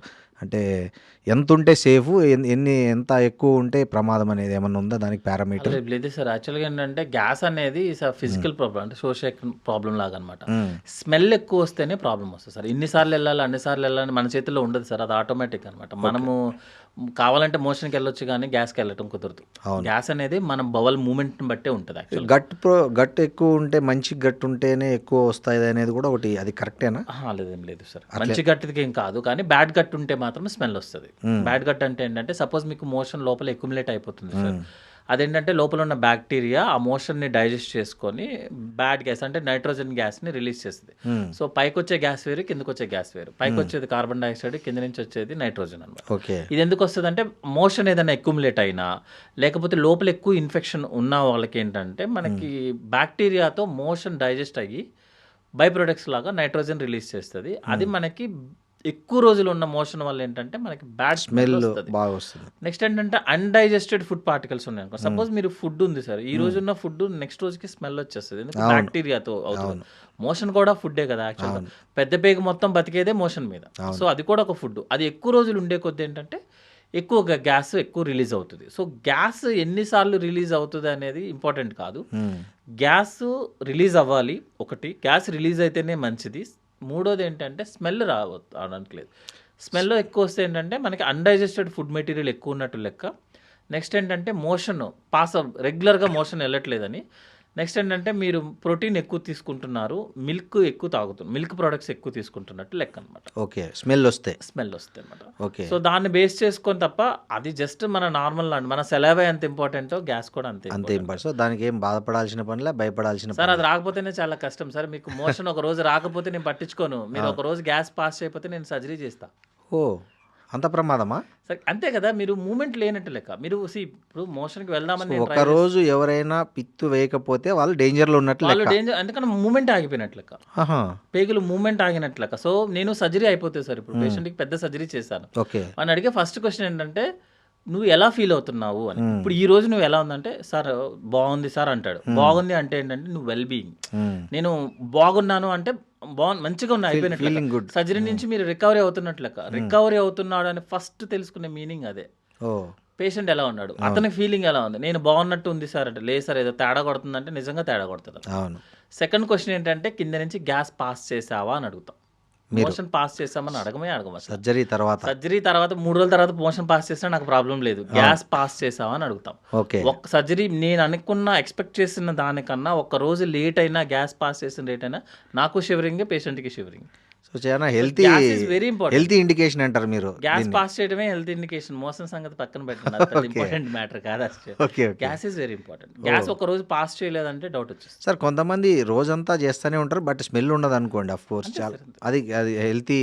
స్మెల్ రాకూడదు సార్. స్మెల్ వచ్చింది అంటే మీకు లోపల అన్డైజెస్టెడ్ అండ్ బ్లాక్ అయిపోయిన మోషన్ ఉన్నట్టు లెక్క, అన్డైజెస్టెడ్ ఫుడ్ ఉన్నట్టు లెక్క. లేకపోతే కొన్నిసార్లు ఏం చేస్తుంది అంటే బవల్లో కంటిన్యూటీ కాకుండా కొన్నిసార్లు అవుట్ పోచింగ్స్ ఉంటాయి అనమాట, అందులోకి వెళ్ళిపోతుంది ఫుడ్ మెటీరియల్, అక్కడ డైజెషన్ అయ్యి గ్యాస్ రిలీజ్ అవుతుంది, అది స్మెల్ వస్తుంది అనమాట. సార్ ఇంకొంతమంది ఈ మధ్య నేను విన్న ప్రాబ్లం ఏంటంటే వాళ్ళ కన్సర్న్ లేకుండా మోషన్ వెళ్ళిపోతుంటుంది.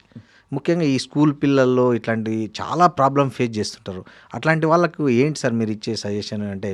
జనరల్గా కన్సర్న్ లేకుండా వెళ్తుంది అంటే వాళ్ళ ఏజ్ని బట్టి ఉంటుంది సార్. యాక్చువల్గా అంటే మామూలుగా మనకి చిన్నపిల్లల్లో నేను అనేది ఓకే, ఓల్డ్ ఏజ్ హోమ్లో అంటే దాన్ని వేరే వాళ్ళకి మనం చిన్నపిల్లలు ఏంటంటే మనకి వామ్స్ ఉన్నా లేకపోతే వాళ్ళకి లూజ్ మోషన్స్ ఉన్నా కూడా చాలాసార్లు ఏంటంటే మనకి ఇప్పుడున్న కార్పొరేట్ స్టైల్లో పిల్లలకి మనము డైపర్లతో మేనేజ్ చేస్తున్నాం 5 years వరకు కూడా.